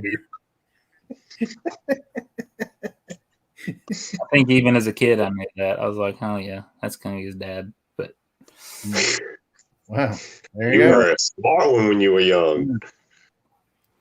No, I think it's like you knew that because no one back then knew that. Yeah. I mean, well, you know what? I'll tell you what. You know, no one didn't know it because even the characters didn't know it when they were filming it. Mm-hmm. Because I remember saying that one time. I'm like, whatever. That's not even possible. I mean, it's got everything. Well, I mean, it's got the Yeah. Luke training scenes where you have like Yoda, who's basically, you know, a mentor telling you, it has all the great. I mean, it has every great Star Wars line, basically, if you think about it. I mean, it's got a lot of them. I mean, my questioning isn't like, okay, prove yourself. It's just very interesting that that's like an all-timer for you. Yeah. You know, when you put it up against like every other movie that you've walked out and been like, damn, I am so glad that I watched. Sorry, I cut out. But it's like, yeah, I'm so glad that I watched that movie. And I mean, because to me, Empire is the cream of the crop, you know, Star Wars wise. It's just I don't even think like even as not even a Star Wars film, even just a film. Right. It's a great film. Like it's just a beautiful. I mean, you have the Hoth very, battle. very well made. Yeah. You know, another downfall with this movie: no Ewoks. I mean, not every movie can have Ewoks in it, which is sad, but you know. I mean, like another thing, you finally get to see Darth Vader like being a bad A. The first movie, you're just like, he's taking orders from this other guy, you know. Right. This time it's like, nope, I'm gonna choke out every bitch that like gets in my way. He's like, I'm just. You were like, this guy's like, I'm gonna force choke people through a television screen. I'm not even gonna be close to you, and I'm gonna choke you out. Yeah, it's like Darth Vader is. I mean, his body count just starts going up and up. You're like, okay, this guy's for real. I mean, Han shot at him, and he was like, "Whatever, dude, give me that gun." Oh, and then I mean, God, there's so many good scenes. I forgot. I mean, I love the whole Cloud City thing. Cloud City was awesome. I mean, meeting Lando, I'm like, gosh, I love this character, Lando. Just such a smooth guy. And as a kid, the twist, like you see, you know, C-3PO get blasted. I mean, you don't know what happened to him, and then like he comes back. He's like, Storm. Just to watch Chewie running along with a bag of C-3PO on his back with all of his parts. Yeah, that man. He had his head on backwards. I remember when I got that figure first thing when I was a kid, the C-3PO with the removable limbs. I thought it was the coolest thing ever, and it came with like a little pouch you could put him in and hang him on Chewie's back. So awesome! I need to get me one of those soon. I'm surprised I don't have one of those already. Yeah, what's your problem? I can't have it all. See, I had it at 2. James had it at 1. Peasy had it at 2. Daniel had it at 4. This Daniel dude is sketchy as crap, man. And last but not least, Star Wars episode 4, as people of my age call it Star Wars, because there was no numbers on it, there was no tagline on it. It was Star Wars. I still call it Star Wars. But for the youngins out there, episode 4, A New Hope. I've got it at 1. Let me just run through these. James 2, PZ 3, Daniel 6. And what do y'all got it at? 3. I've got 2. Now I will say this: Daniel is in his maybe mid-teens. I think he's James's son. Oh, okay. That's why his is different, a little different marriage, a different age. He's not an old fart like we are. Yeah. Well, Bona Fette's not an old fart like we are. There's no No. excuse. I don't know. Yesterday, when my knee was like hurting, I felt like I was an old. Oh, don't worry. It's It only only gets worse. I know. It gets worse, man. So much worse. All right. Well, I have this movie number Wait one. till you bend over and can't get back up again. I mean, when you see that scroll with, is it John Williams that's the orchestra leader for this movie, and you first hear that, and you see the scroll going over, you're like, this is something special. And then you see that big ship, and it seems like it takes forever for that entire ship to get past. I mean, I was sucked in right away to this movie. I was just like, and let's throw this in there. R2D2, the first ever holographic DVD player. Just throwing that out there. Throwing it out there. I don't think it was a DVD he was playing. They put a CD up in there. DVD might have been Blu-ray. Might have been Blu-ray. Pornhub wasn't around then, by the way. And then, Lord, help me, Obi-Wan. You're my only hope. Like, oh, this is so awesome. This is so awesome. I got to see little Jawas out there theater. who beat the Ewoks every single time. You saw it in the theater? No. I saw it in 1980. They did a re-release before Empire hit, and I saw it at the Ford Theater in Lynchburg. Mm-hmm. Of course, the toy commercials on TV sucked me in right away. 1980. Wiki. I was 5 years old, and those toy commercials and everything.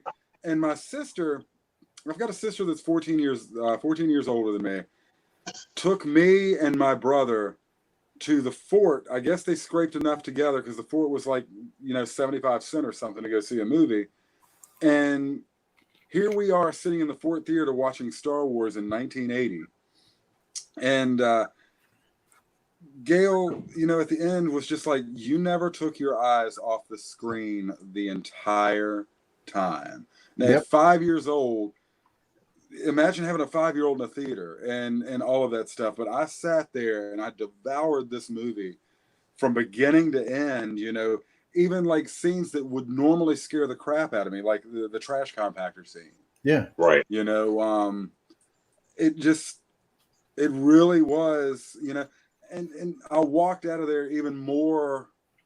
It took so long for me to see Empire after that. I actually saw Return before I saw Empire, in terms of order, because VCRs, I didn't get to see Empire in the theaters, and I saw Return in the theater, and then the VCRs started coming about, and I was able to see Empire at home on a video cassette.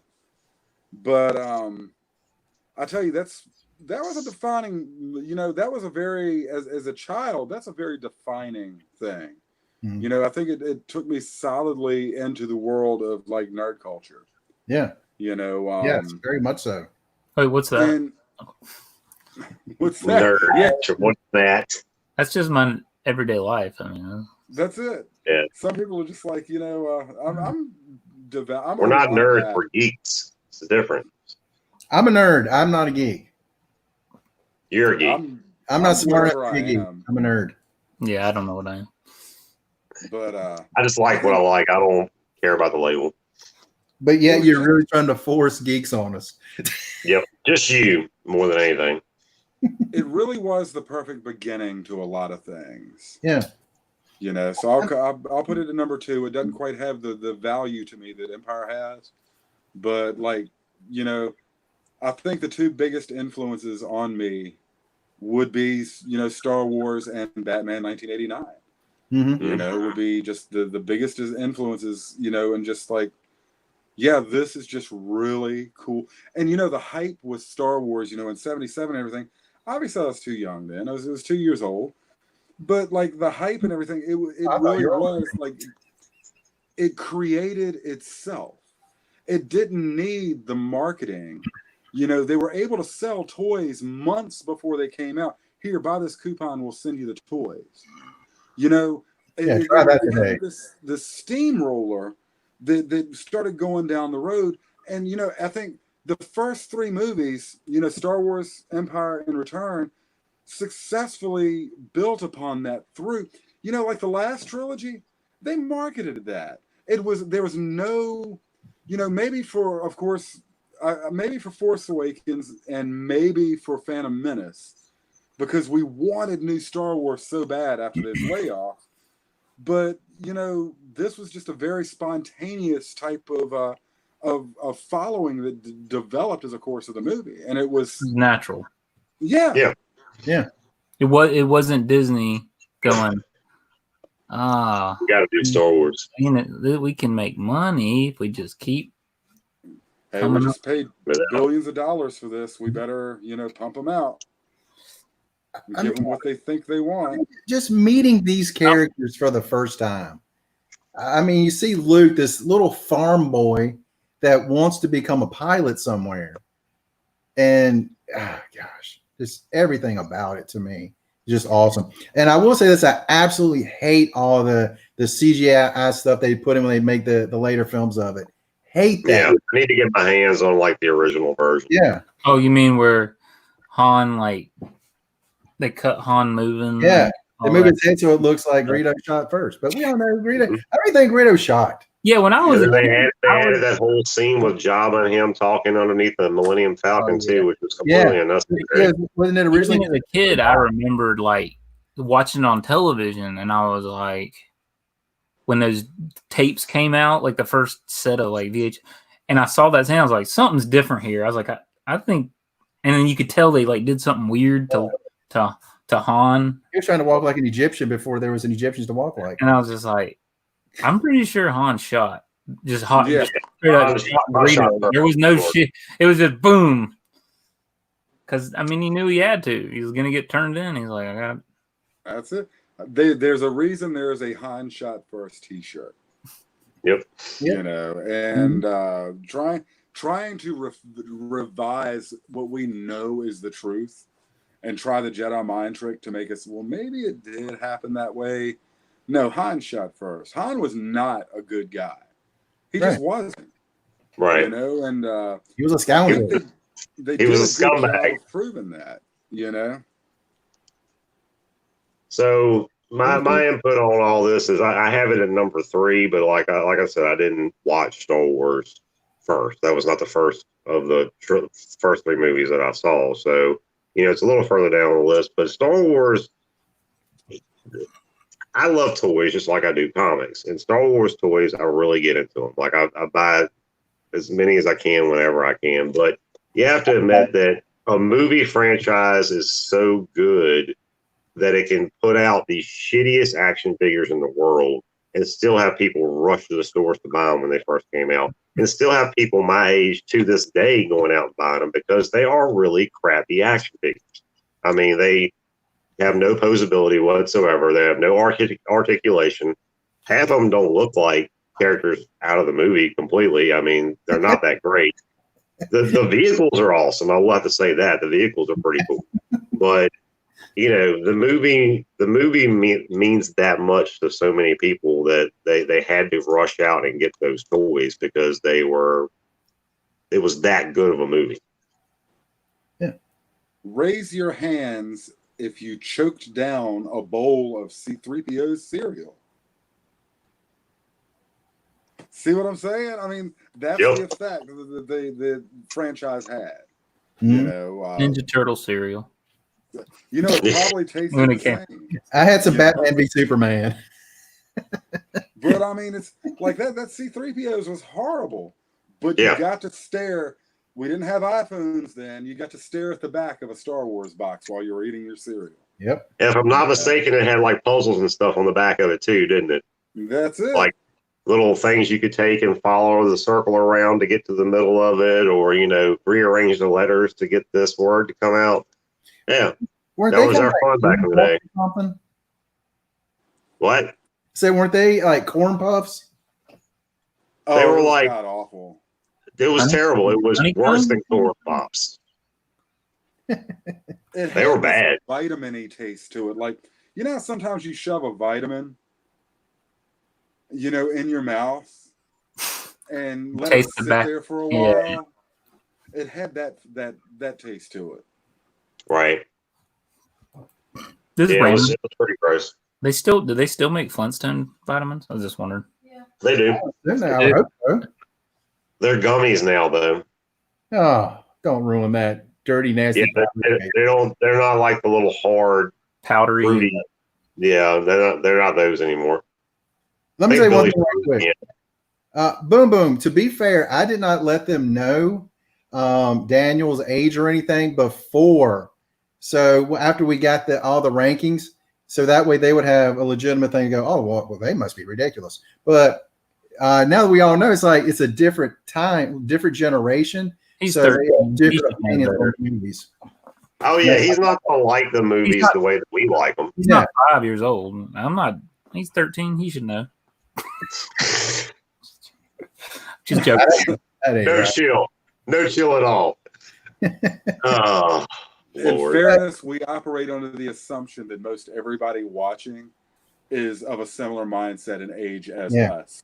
No. Yes. Therefore, Not necessarily like in their 40s, but at least over the age of 30. Should I have said well, something? just like Last Jedi, I don't really care what someone thinks. It's just like if somebody wants to like the movie, they can like it. I hate it. I think I'm that way with all of them, to be Yeah, honest. Like, I don't care. In episode 4, is there anything you did not like about it? About episode 4? Yeah, New Hope. Honestly, I didn't like Luke for the majority of the movie. Really? Yeah, no, he came across as a whiny little crap for the majority of the movie. But yeah, I mean, I didn't like Luke probably up until, I don't know, 3/4 of the way in. I started to kind of get into him a little bit. I mean, I liked his character right off the bat going through. But the only thing I did not like about that movie, at the end, the medal ceremony, Chewie did not get a medal until episode 9. I didn't even notice that as a kid. Yeah, I did. I didn't either. I didn't notice it at all. Did. I was like, wait a minute, this guy does all this stuff. He's shooting things, and you're like just going like, yeah, whatever. He got one in the whatever. Yeah, he got one in episode 9 when he finally got his medal. It was probably a hand down. I thought it was kind of. Speaking of, this is going to episodes. I hate these. Episode 7, The Force Awakens, whatever. When like Han dies, does she even like? I felt like Leia didn't even come up to Chewie or anything, did she? She was just like Chewie walked right past. Didn't she go to Rey? Like, who cares? Like, Rey just met the dude. Well, all right, so Leia was on the ship, wasn't she? No, she was at like that rebel base, and okay, she was at the base. Chewie was there with Han and Rey and everybody. Yeah. No, what happened is that Chewie was walking with Finn because Finn had just got like stabbed in the back. Right. And he was walking with her, and maybe he just didn't see her, but Leia and Rey just made eye contact. And that's what happened there. But I totally agree. That really made me mad. I just thought it was weird. Like, that's his best friend. He's known him forever. And it's like, they're just like, whatever. I remember when it came out, me and my friends, we were talking about this. We were like, I wanted to see Chewbacca just start grabbing stormtroopers, ripping arms off of them, and then slapping awesome. Those arms, just beating the crap off of them. Well, he was taking people out left and right with that. He was shooting them. I wanted him to start tearing people apart. Just ripping. Lord. On the bright side, though, you did get to learn what an awesome weapon the bowcaster was. Oh, yeah. The bowcaster is one of the best weapons in Star Wars. It's one of the coolest weapons they have. Yeah. Well, one other thing about episode 1, and I did mention the music, but I think that really carries a tone, the music, throughout the first 3 movies. Well, yeah. I mean, episode 1 or episode 4? Episode 4 through 6. Again, they're all. his name was John Williams. I'm pretty sure, but Yeah, John Williams did the score for all 3 movies. I just felt like all 8 or in episode 1, it just to me just carried all the way through those 3 movies. Did he do the other ones as well? Yeah, he did. Yeah. Did he? I thought he was dead by then. Did he? He's come around. He's done so many movies. Well, I mean, He's done a lot of stuff in the last 30 years. Sorry, if you were like a master composer back in 1977, it's hard for me to think, well, 20 plus years. Indiana Jones, didn't he? Yeah. Yeah, but those movies ended until you get to that Crystal Skull thing that no one will ever speak of. But I mean, those movies ended in the 80s, those 3. Did he do the Star Wars theme too? I mean the Superman theme? If so, I think he did, yeah. He was back in the original one, yeah. Yeah. But I mean, all these we're talking about is in the 70s and 80s, and we're talking about episode 1 coming out in 99? That's a long time, 22 years. And you figure he's probably kind of old being a master composer back in the 70s when he originally started. I think he was only in his 30s when he did the Star Wars movie. He's still doing it. He does it. Yeah. I don't know. Y'all were besties. I didn't know that. Excuse me. I mean the Duel of Fates from episode 1 was him. Cross the Stars from episode 2 was him. Like all the, and he did the. He's got track names. Excuse me. I mean the Han and Leia's theme. Those are classic. Yeah. The dun dun dun dun dun dun dun dun. I mean, what is that one called? The Imperial March. Imperial March, yes. Yeah, Imperial March. I was like Empire March. I was like, that doesn't sound right. I was thinking the same thing. I was like, that's not right. Yeah. I mean, love these movies. And then Ricky's favorite, he did the Chub Chub song or whatever. Chub Chub. Chub Chub. All right, y'all gotta stop giving me crap about liking Ewoks so much. There's worse things I can like in life, okay? No, it's not. I could be a Jar Jar Binks fan, so let's just give me a little bit of credit. Ewoks pretty cool. Those floors. Yeah. No, there's no Jar Jar under the floors. Promise. All right, I'm gonna run through 3 lists right quick. IMDb, how they have them ranked. Episodes 1 and 2 are 6.5s. So they tie for 10th, 11th, I guess. 9th, they have episode 9 at 6.7.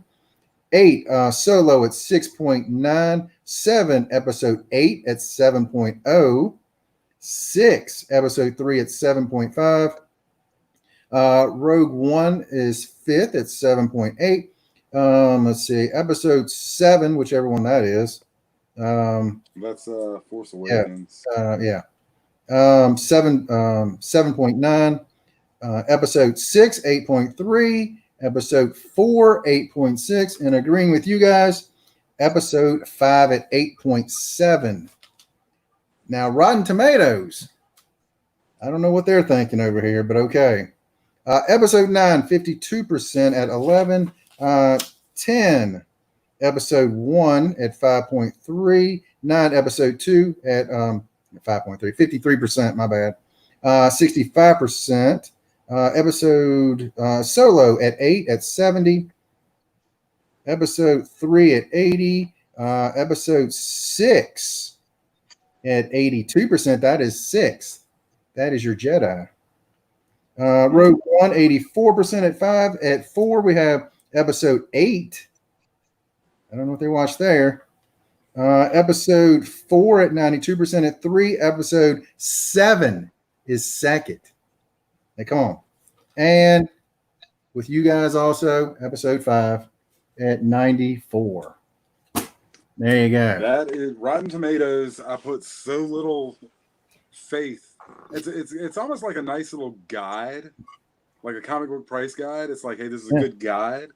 But anytime Rotten Tomatoes says something is horrible, unless it's like below 20, you almost have to just make up your own mind on it. Yeah, You know, because that's what it is. It's like just this mashing of popular opinion and critical opinion into this. It's supposed to be this nice and neat little package, and I think maybe the younger audience thing is what skews the newer movies to rank so highly, is their voice factoring in as well. You know,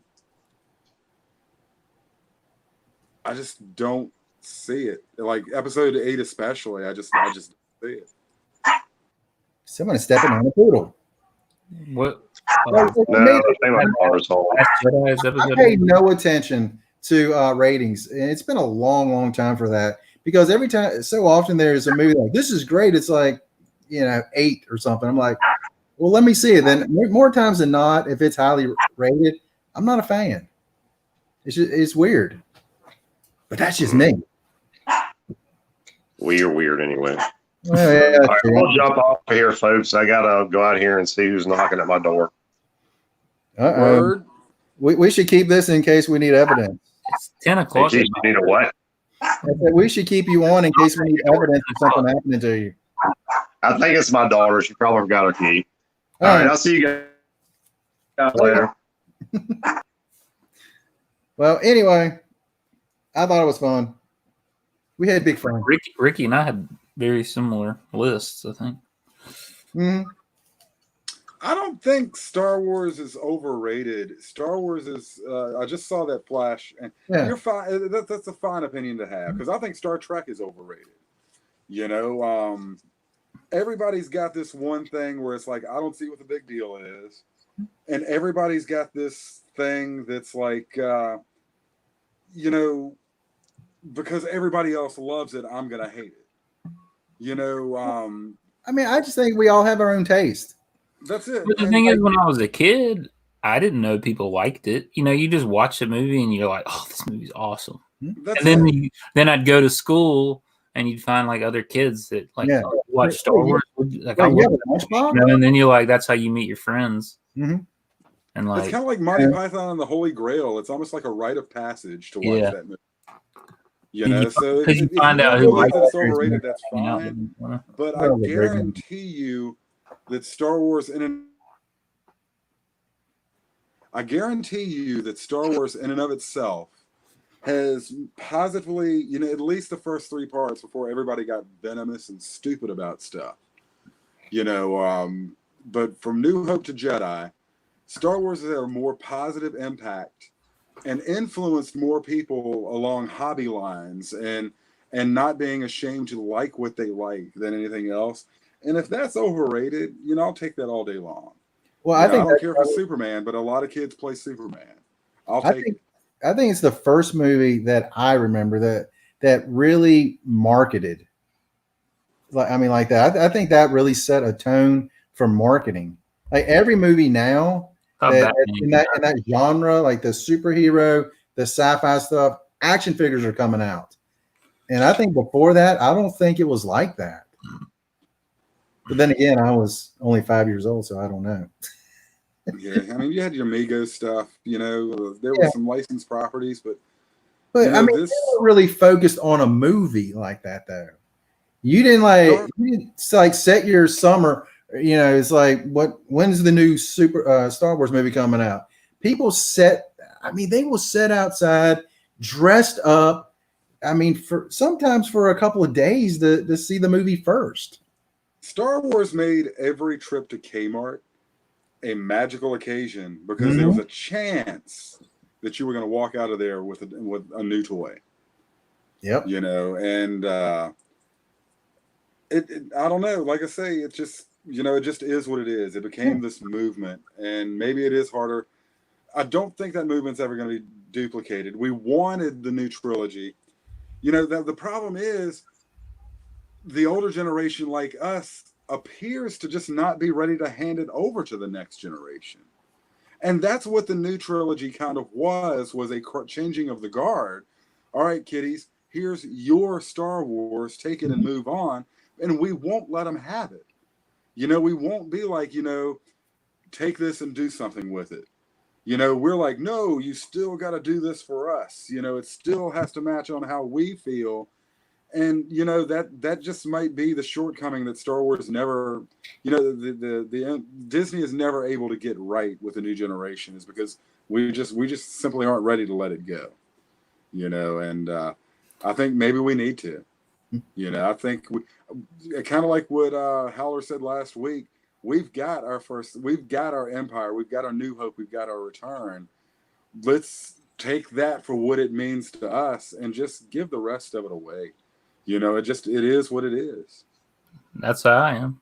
Now, yeah. I don't. Yeah, what you said was just like, hey, I just don't care. Yeah. And I've said it, about modern comics for a while. They're just not for me. And it doesn't hurt my feelings at all to pass on a new book. To me, it's all about story. Like if I honestly didn't care. Like, I knew it was for the next generation. I didn't really care, but I went into it thinking, oh, let's see this Rey character. No, I don't like this Rey character, But then I was like, okay, this other character, I'll follow the storyline of Kylo. I was like, this is a cool character. To me, it's all about characters. I'm always been more of a character driven. Well, I'll tell you when I got dropped off on Kylo is when he took his mask off the first time. I sat there and laughed in the theater. I think the biggest mistake they did in marketing of the new trilogy is towards the old guard and saying this is going to wrap everything up for you guys, where it really should have been this is a new beginning for those guys, because it was trying to do both, but it did a poor job of wrapping stuff up for us. It did a poor job all around. Yeah, I think, you're probably not wrong in what you're saying, but if some kid went and saw Force Awakens in the theater and he walked out going, that was the coolest thing. I mean, think about movies you've done that with. You've walked out of a theater like, that was the coolest thing I've ever seen in my life. They're not wrong. And it sucks that old farts like me won't let them, take it and run, Well, I remember I was teaching martial arts back when episodes 1, 2, and 3 come out, and teaching kids. So I saw these kids all the time, and they absolutely love those 3 movies. I was like, how do you like this movie? It's terrible. They're like, this character's great. Did you see the action in it? Did you see the way they're jumping and flying through the air? I was like, really? You like that? It's like, you know what? Hey, it's okay. It's okay. And I think that's when I really started changing, when, you know what? If you like it, run with it. It may not be my favorite thing, but go with it. And I also think that kind of goes with new comics. I mean, there are some great stuff out there. I mean, if you look, there's some amazing stuff. But if you just say, Batman, it's like, you can't have, to me, I don't see it having Batman written in 1960 and Batman written in 2020. I just don't see how you can say, this should be the same character, because you got 4 generations of writers separating these two, and you got to make it modern for people. You can't just say, well, we're still driving the 1966 Batmobile. That's just me. I'm just happy digging in boxes. I love the past. I love history. I love everything. Yep. That's one thing. It's like I liken my evolution now as more of a comic kind of historian than a comic reader. And I mean, look at this. I get this. Iron Mike Tyson. It was on AEW. I mean, it's just there's all sorts of stuff, in the past. I don't need. I love reading old books, and I like reading newer books. Like, to me, it's like I said, that's the story. I mean, I like a good story, so if it's a good, like, I got into Harrow County because I bought a collection, and I was like, what is this? And I read Harrow County. I was like, oh, this is great. So I read the whole run, and I haven't read it yet. And then I'll go and I'll appreciate old books, and I love reading old books. I thought that was a great story. I like reading old books because I'm like, I like reading it as in like, you know, this is an older book, so the dialogue's going to be totally different. Yep. Have an older feel to it. Mm-hmm. But I love reading it. It's like almost, it's history. I mean, you're just reading a classic. It's like a time capsule. Yeah. And another thing I love about still good. I mean, like, you can't say I mean, some of them are bad too, but I mean, the art in the old books. Oh, I love the art. It's completely different from art in most new books. Will, did you see? I picked this up over the weekend, but you might like it. I saw that. Oh wow, Gray tone. Jeez. That is a beautiful cover. When I saw Gray that, tone it was like a tractor beam. I was like, okay, I'm taking this home. I can't let this. Old war comics, you know, I tell you, it's they. I read the story. It's pretty good. You know, even the old Charlton war comics. You know, just old war comics. You know, DC did. It's hard to get excited about the Marvel War stuff, like Sergeant Fury. You can't beat a good GI Combat or Sergeant Rock if you want an old war comic. And you know, the Haunted Tank. You know, all of that stuff. God, it's just. It's good. It does. It makes me smile every time I see stuff like that. That's a beautiful book. I like that a lot. Yeah. And a gray tone on top of that. And so I mean, that's the kind of stuff. I mean, if I find it, I'm like, oh, that looks great. I'm trying to think what else I picked up. What did you pick up, Will? A little bit of this, a little bit of that. Actually, the best thing I've picked up recently, and Blue Monkey Studios, The Art of Josh Gunner, does have it. I do own the original art. I was the commissioner for this piece, which he has made a limited number of prints. Look, Bona Fide ain't even looking. He don't care. I saw it. That's my original piece. My thing is, Paige said, Will, you're not his number one fan. She is. Here is the print. So now it's like, but how awesome is that? Well, I'm just not a fan of Venom, so I could care less. But it's Ben Ham, thank you very much. Yeah, he got the spider. Go get Gwen's. It's in her room. Well, I love I love what he did there, though. Even though I'm not a fan of the character, I absolutely love that. Dude, I mean, it literally, he knocked this out of the park. And you can get prints. Check out on Instagram at. You want to see mine? I'll go grab it. Will, actually, it's not the book that you just had. I want to see. It's not mine. It's Will. It's Gwen's. I got it for Gwen. But hold on, I got a bunch of some bronze horror. I love bronze horror. So I just, you know, they were at it was my old comic store in from Wilmington. I have to. Is that a Bernie? Yeah, there's a Bernie. Awesome Bernie. Nice. I'm looking for Witching Hour #1 is what I'm looking for right now. Witching Hour #1. Oh, that one's such a good one. Yep. It's got the Nick Cardy covers. It's got some awesome, I've liked this one. It's the one that's kind of underrated who did all the horror ones. Starts with a K, maybe. I always like this one where he's turning into if you can see it. It's hard to tell with the glare, but yep, that was a good angle. Into like an ant or like an. Yeah, that's pretty cool. So awesome.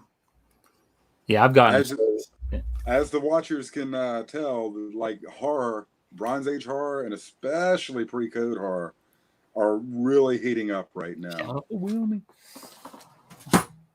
John, Kaylee, John was sitting there watching me like he's like, you're like a machine going through those books.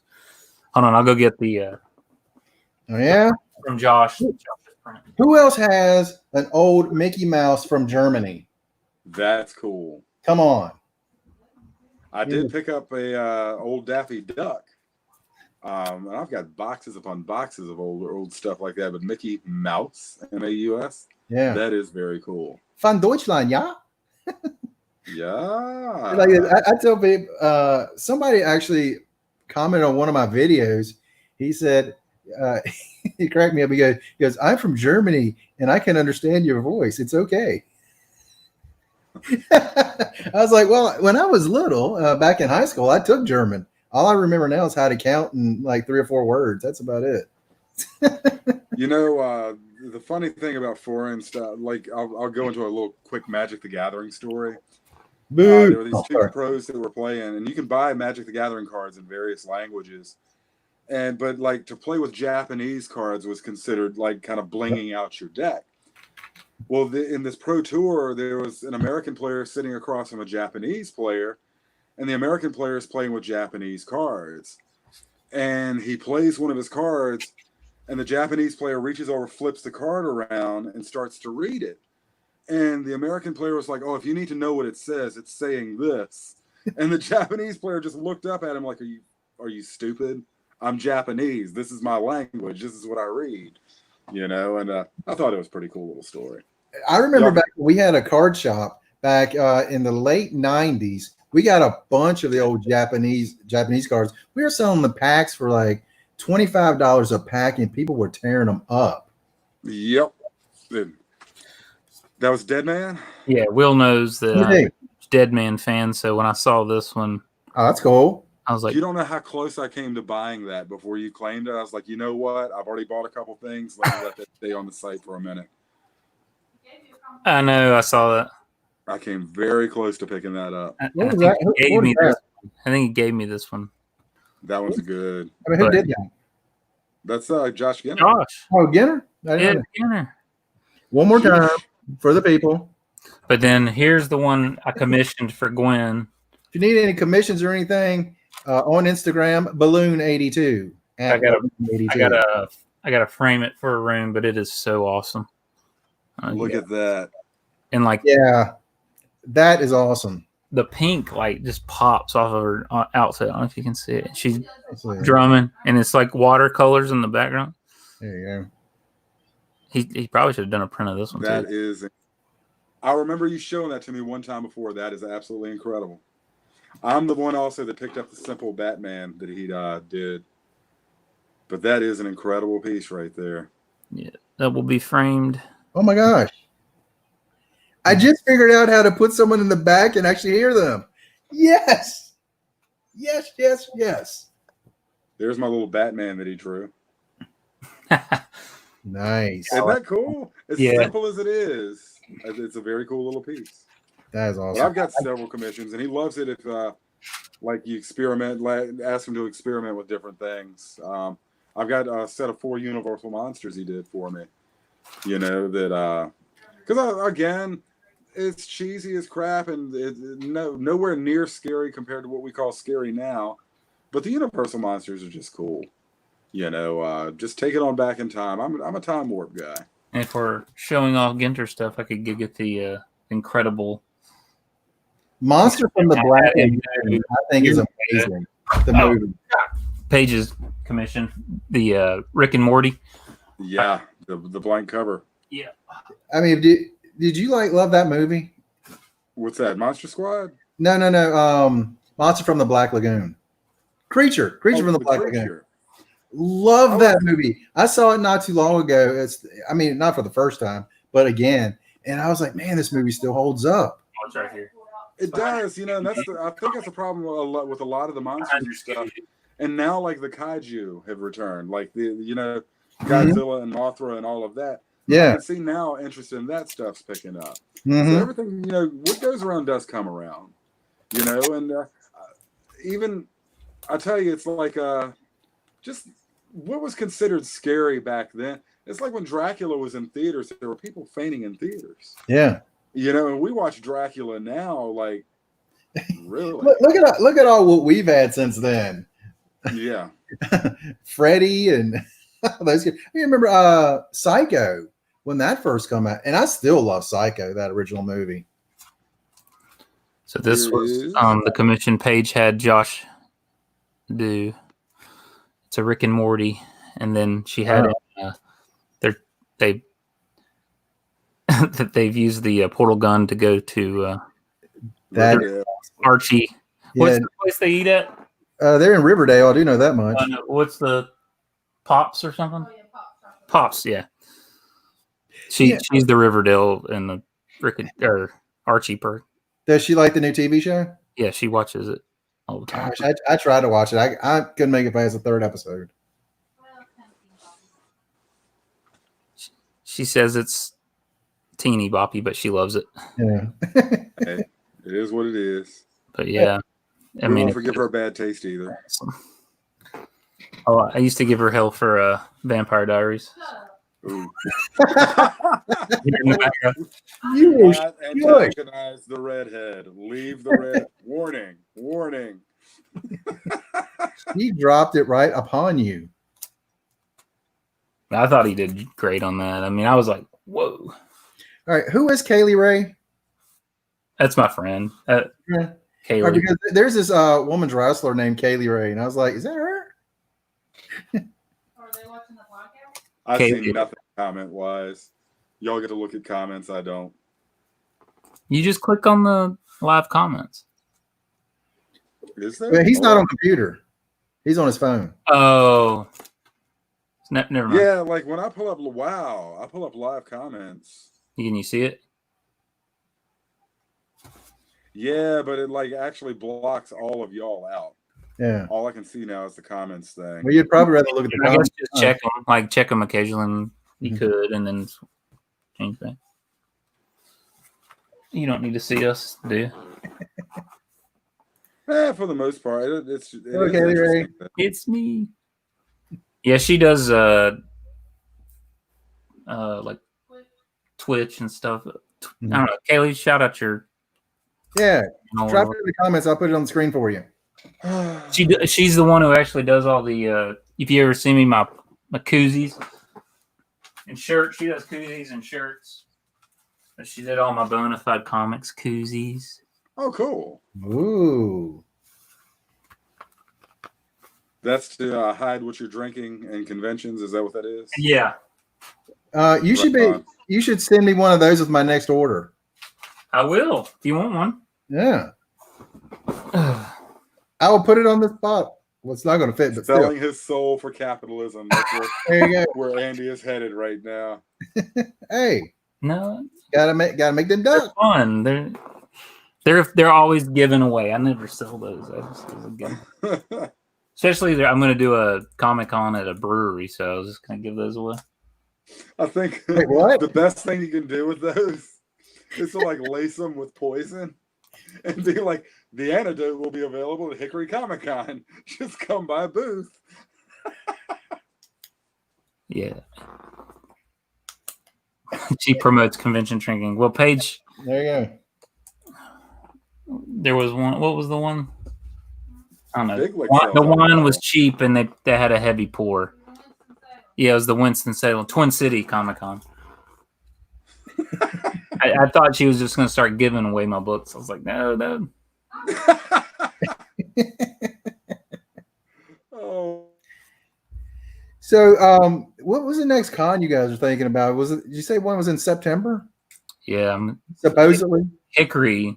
I think it's still on, and it's in September. Is that the inside pitch? No, it's just Hickory Comic-Con. Yeah. It's run by Tom Tunnel and Timmy Max Comics and Collectibles. I hope by then my doctor will let me actually go out and do something. Yeah, and then Will and I will also be setting up together at Big Lick on Halloween. Halloween weekend. I'm looking forward to that. And we will have candy. Just get in the van. My van, yeah. Hey, I've cleaned it up. It does look kind of A Halloween weekend con is like a dream come true for me. yeah, that's gonna be awesome. You know, Yeah. And then you get to get mad because there's too many cosplayers getting in the way. yeah. I'm gonna blame John for getting me into golf again, or not again. Like, I love golf. I got to go out and try to hit some golf balls. Be the first time in like 3 years because of my hip replacement. Then I got a torn ligament in my ankle. I love golf. I suck, but I don't realize how bad I am at it. I'm barely passable at putt-putt. Last time I played, I shanked it hard, went into the little pond. I was just like, you know what? I give up. It's kind of like tennis and bowling. It appears to be extremely easy, and you just know you can do it. And then you try, and it's like, okay, halfway through, I just hate my life right now. You know, I got hooked on golf because the first time I went through the first 7 holes, I mean, everything was slicing, shanking. Sometimes I barely even hit the ball. On that 8th hole, it was a par 3. I hit this thing. It was so beautiful. It landed on a green. I got a birdie my first on the 8th hole, the first time I ever played. Been hooked ever since. Yeah, because you're like, oh, I can do this again. Oh, every yeah. time. Yeah. And you don't. It's Oh, like, why did my ball not go the same way? Well, the remaining 10 holes was absolutely awful, but all I remembered was that one hole. I was like, oh, yeah, I can get better at this. I still haven't. But yeah, I had those 2 shows are the only ones I think I have planned. Yeah. in all honesty, I'm not looking for anything. You know, it's like I'll be happy if both of these shows go off without a hitch. I'll be totally happy. Yeah. But Oh, I'm we're not going to be wearing masks and Yeah. hand sanitizer out the wazoo, but I'm not Excuse planning me, on sir. You have hand sanitizer on your book. You know, yeah, let me you squirt this all over this giant size X-Men. Like, That's it. Can you imagine the effect of alcohol-based hand sanitizer on an old book? I don't even want to think about it. don't worry, it's gonna happen. We're all looking forward to it. I just want to dig. You know, the art of the dig is where it's at right now. don't want to jinx it, but I might have a collection. So wish me luck. Yeah, just Hopefully, message me some pictures and stuff, and I'll be throwing you money. I've got plenty in my garage. Daryl. That's what I'm saying. The Catwoman.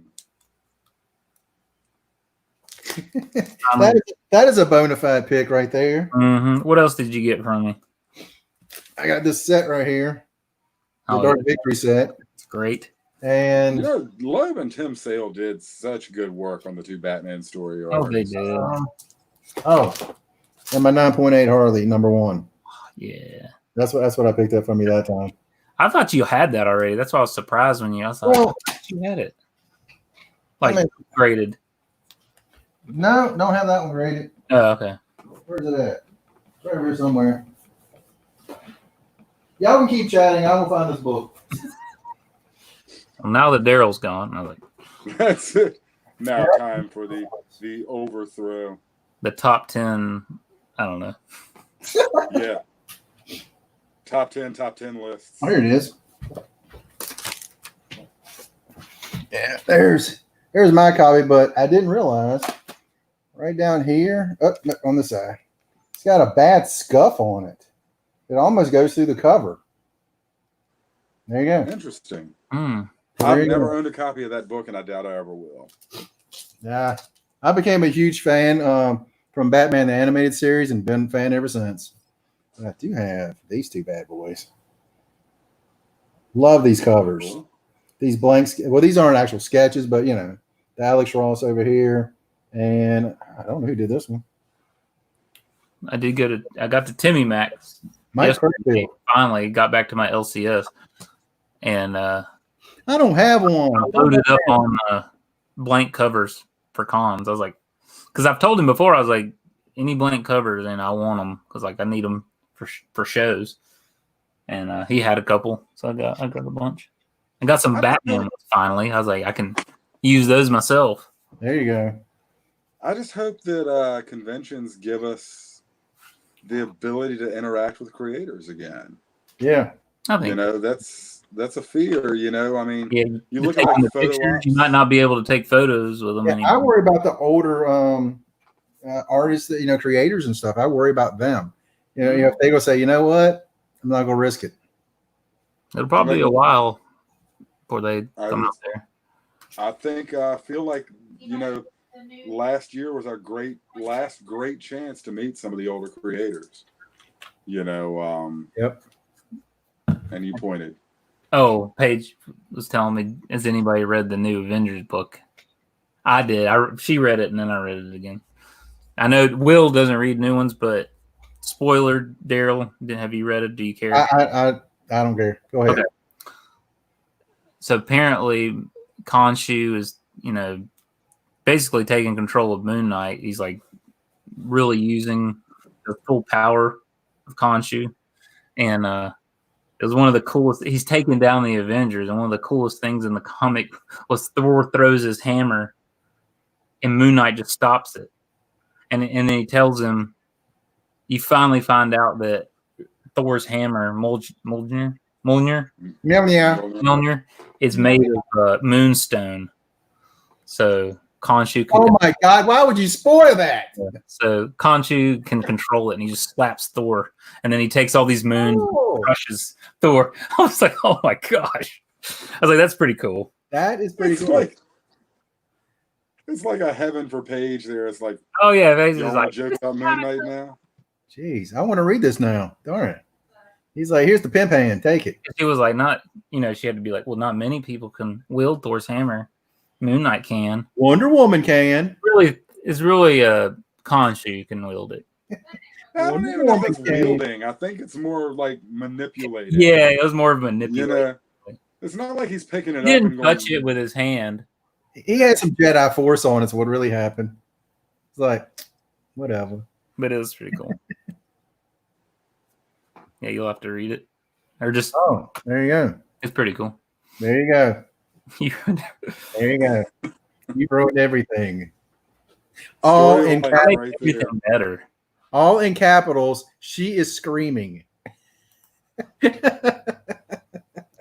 She's just mad because I beat her at Uno all the time. Ooh. Wait, Yeah. do you have That online? would trigger her. Hold on. Yeah. She's not. Well, guys, it is 10:30. I am going to have to bow out. Yeah, I got it. Yeah. Much appreciation to everybody that's stuck with us through this podcast. Mhm. And I don't think anybody did except Kaylee. well, some people are going to sit and maybe watch bits and pieces of it. We're running so long on these, but you get caught up in talking and all of that good stuff. It's pretty And fun. I will say this: I look at it as more for me being stuck at home, and this is my interaction time. If it goes 2 hours, I do not care. 'Cause I Generally don't talking, get to interact. I know, Billy. I know you get to go out in places and do. You're working every day. I'm stuck here all the time. This is me having my interaction, and I appreciate it very much, very, very much. I could do 5 straight hours of geekery. You Mhm. know, if it was doable and the conversation and the company is good. Mhm. So the company's always good, Will. For the most part, it is. The company always has. Oh. You know, and it's I don't know, and maybe I'm a little tonight. It just kind of went a little bit odd there. You know, boom, boom. If Daniel feels insulted, tell him it wasn't an intent to insult. Like I say, we definitely. All in good fun. Well, that's the whole thing. Well, Like I say, Bona you don't Fett would be far, expect. but the Maybe rest that information needed to be disclosed to us from the beginning, so we would understand the mindset. Because. But I don't think anybody said anything that was entirely disrespectful. Who are you blaming for not telling you guys? I know it's not me. But at the same time, it is like that kind of came out, I don't know, of left field, and I don't think anybody wanted somebody to feel bad. It just, whoa, it was just different, Yeah. But outside of that, tonight obviously it was a very fun night, and I appreciate you having me on, Daryl. Yep.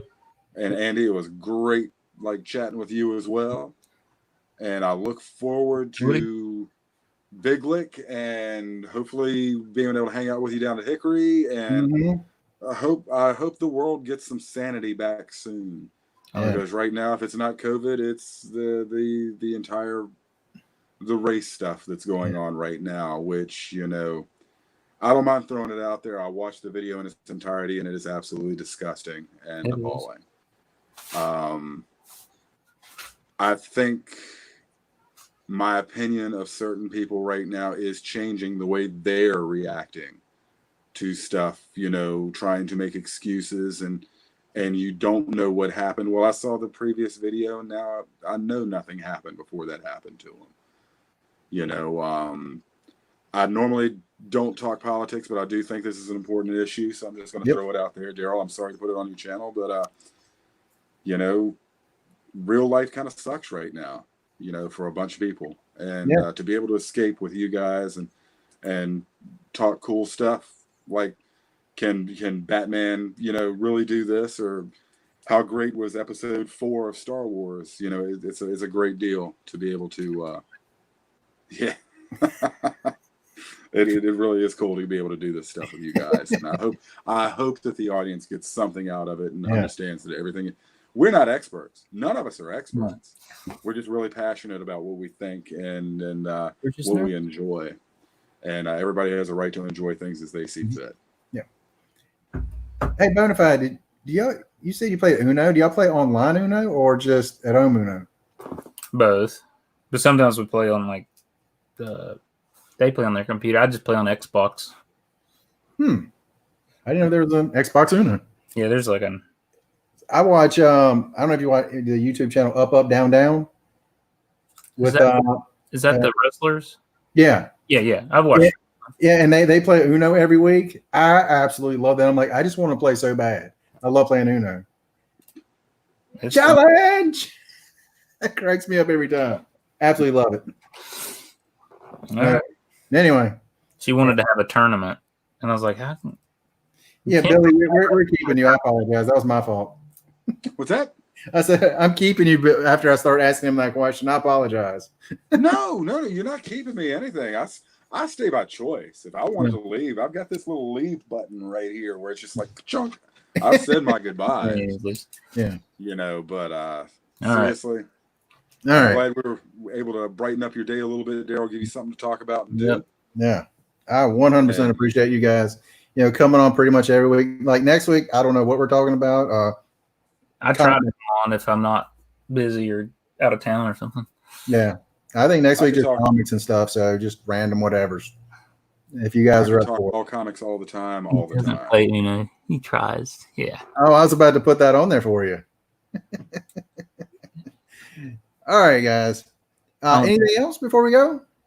I'm golden. Thank you, guys. All of the Instagram. See you all very soon.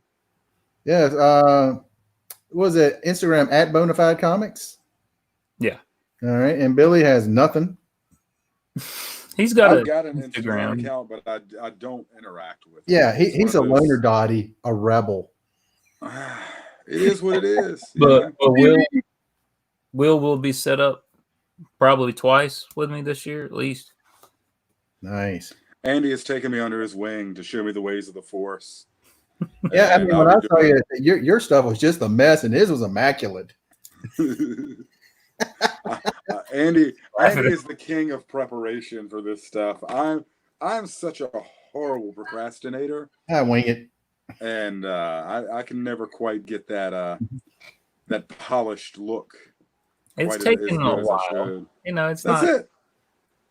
My first con was like, a piece of paper and the letter. You know, here's where this is. You know. It's taking a while. You know, I've kind of like taken things from here or there, you know, like, well, this looks good. I like this. And that's what it's all about. That's right. It's about learning your way through. Yep. I mean, now I have a sign. Your setup is amazing. And I appreciate, especially at conventions and stuff, you kind of let me kind of tag along and throw stuff up there. Yeah. And if y'all guys will let me again, I'd love just to, hang out with you guys at the convention. Just sit there and annoy y'all for the whole time. The key word set, right? We had these empty chairs. Hey, you left. I was taking money for you. Hey, anytime that someone can sit there and I can go dig or something. That's it. It's like a lot of times, I mean, I love interacting with the people that are, I can't tell you how much I sold and how much you actually got. Those may not be the same number. My Amazing Spotty 14 was a direct result of being able to go take a smoke break. So, all right, guys, we go check out now. 2.5 hours. It's all good fun. But that's all we got. And you guys have an incredible day.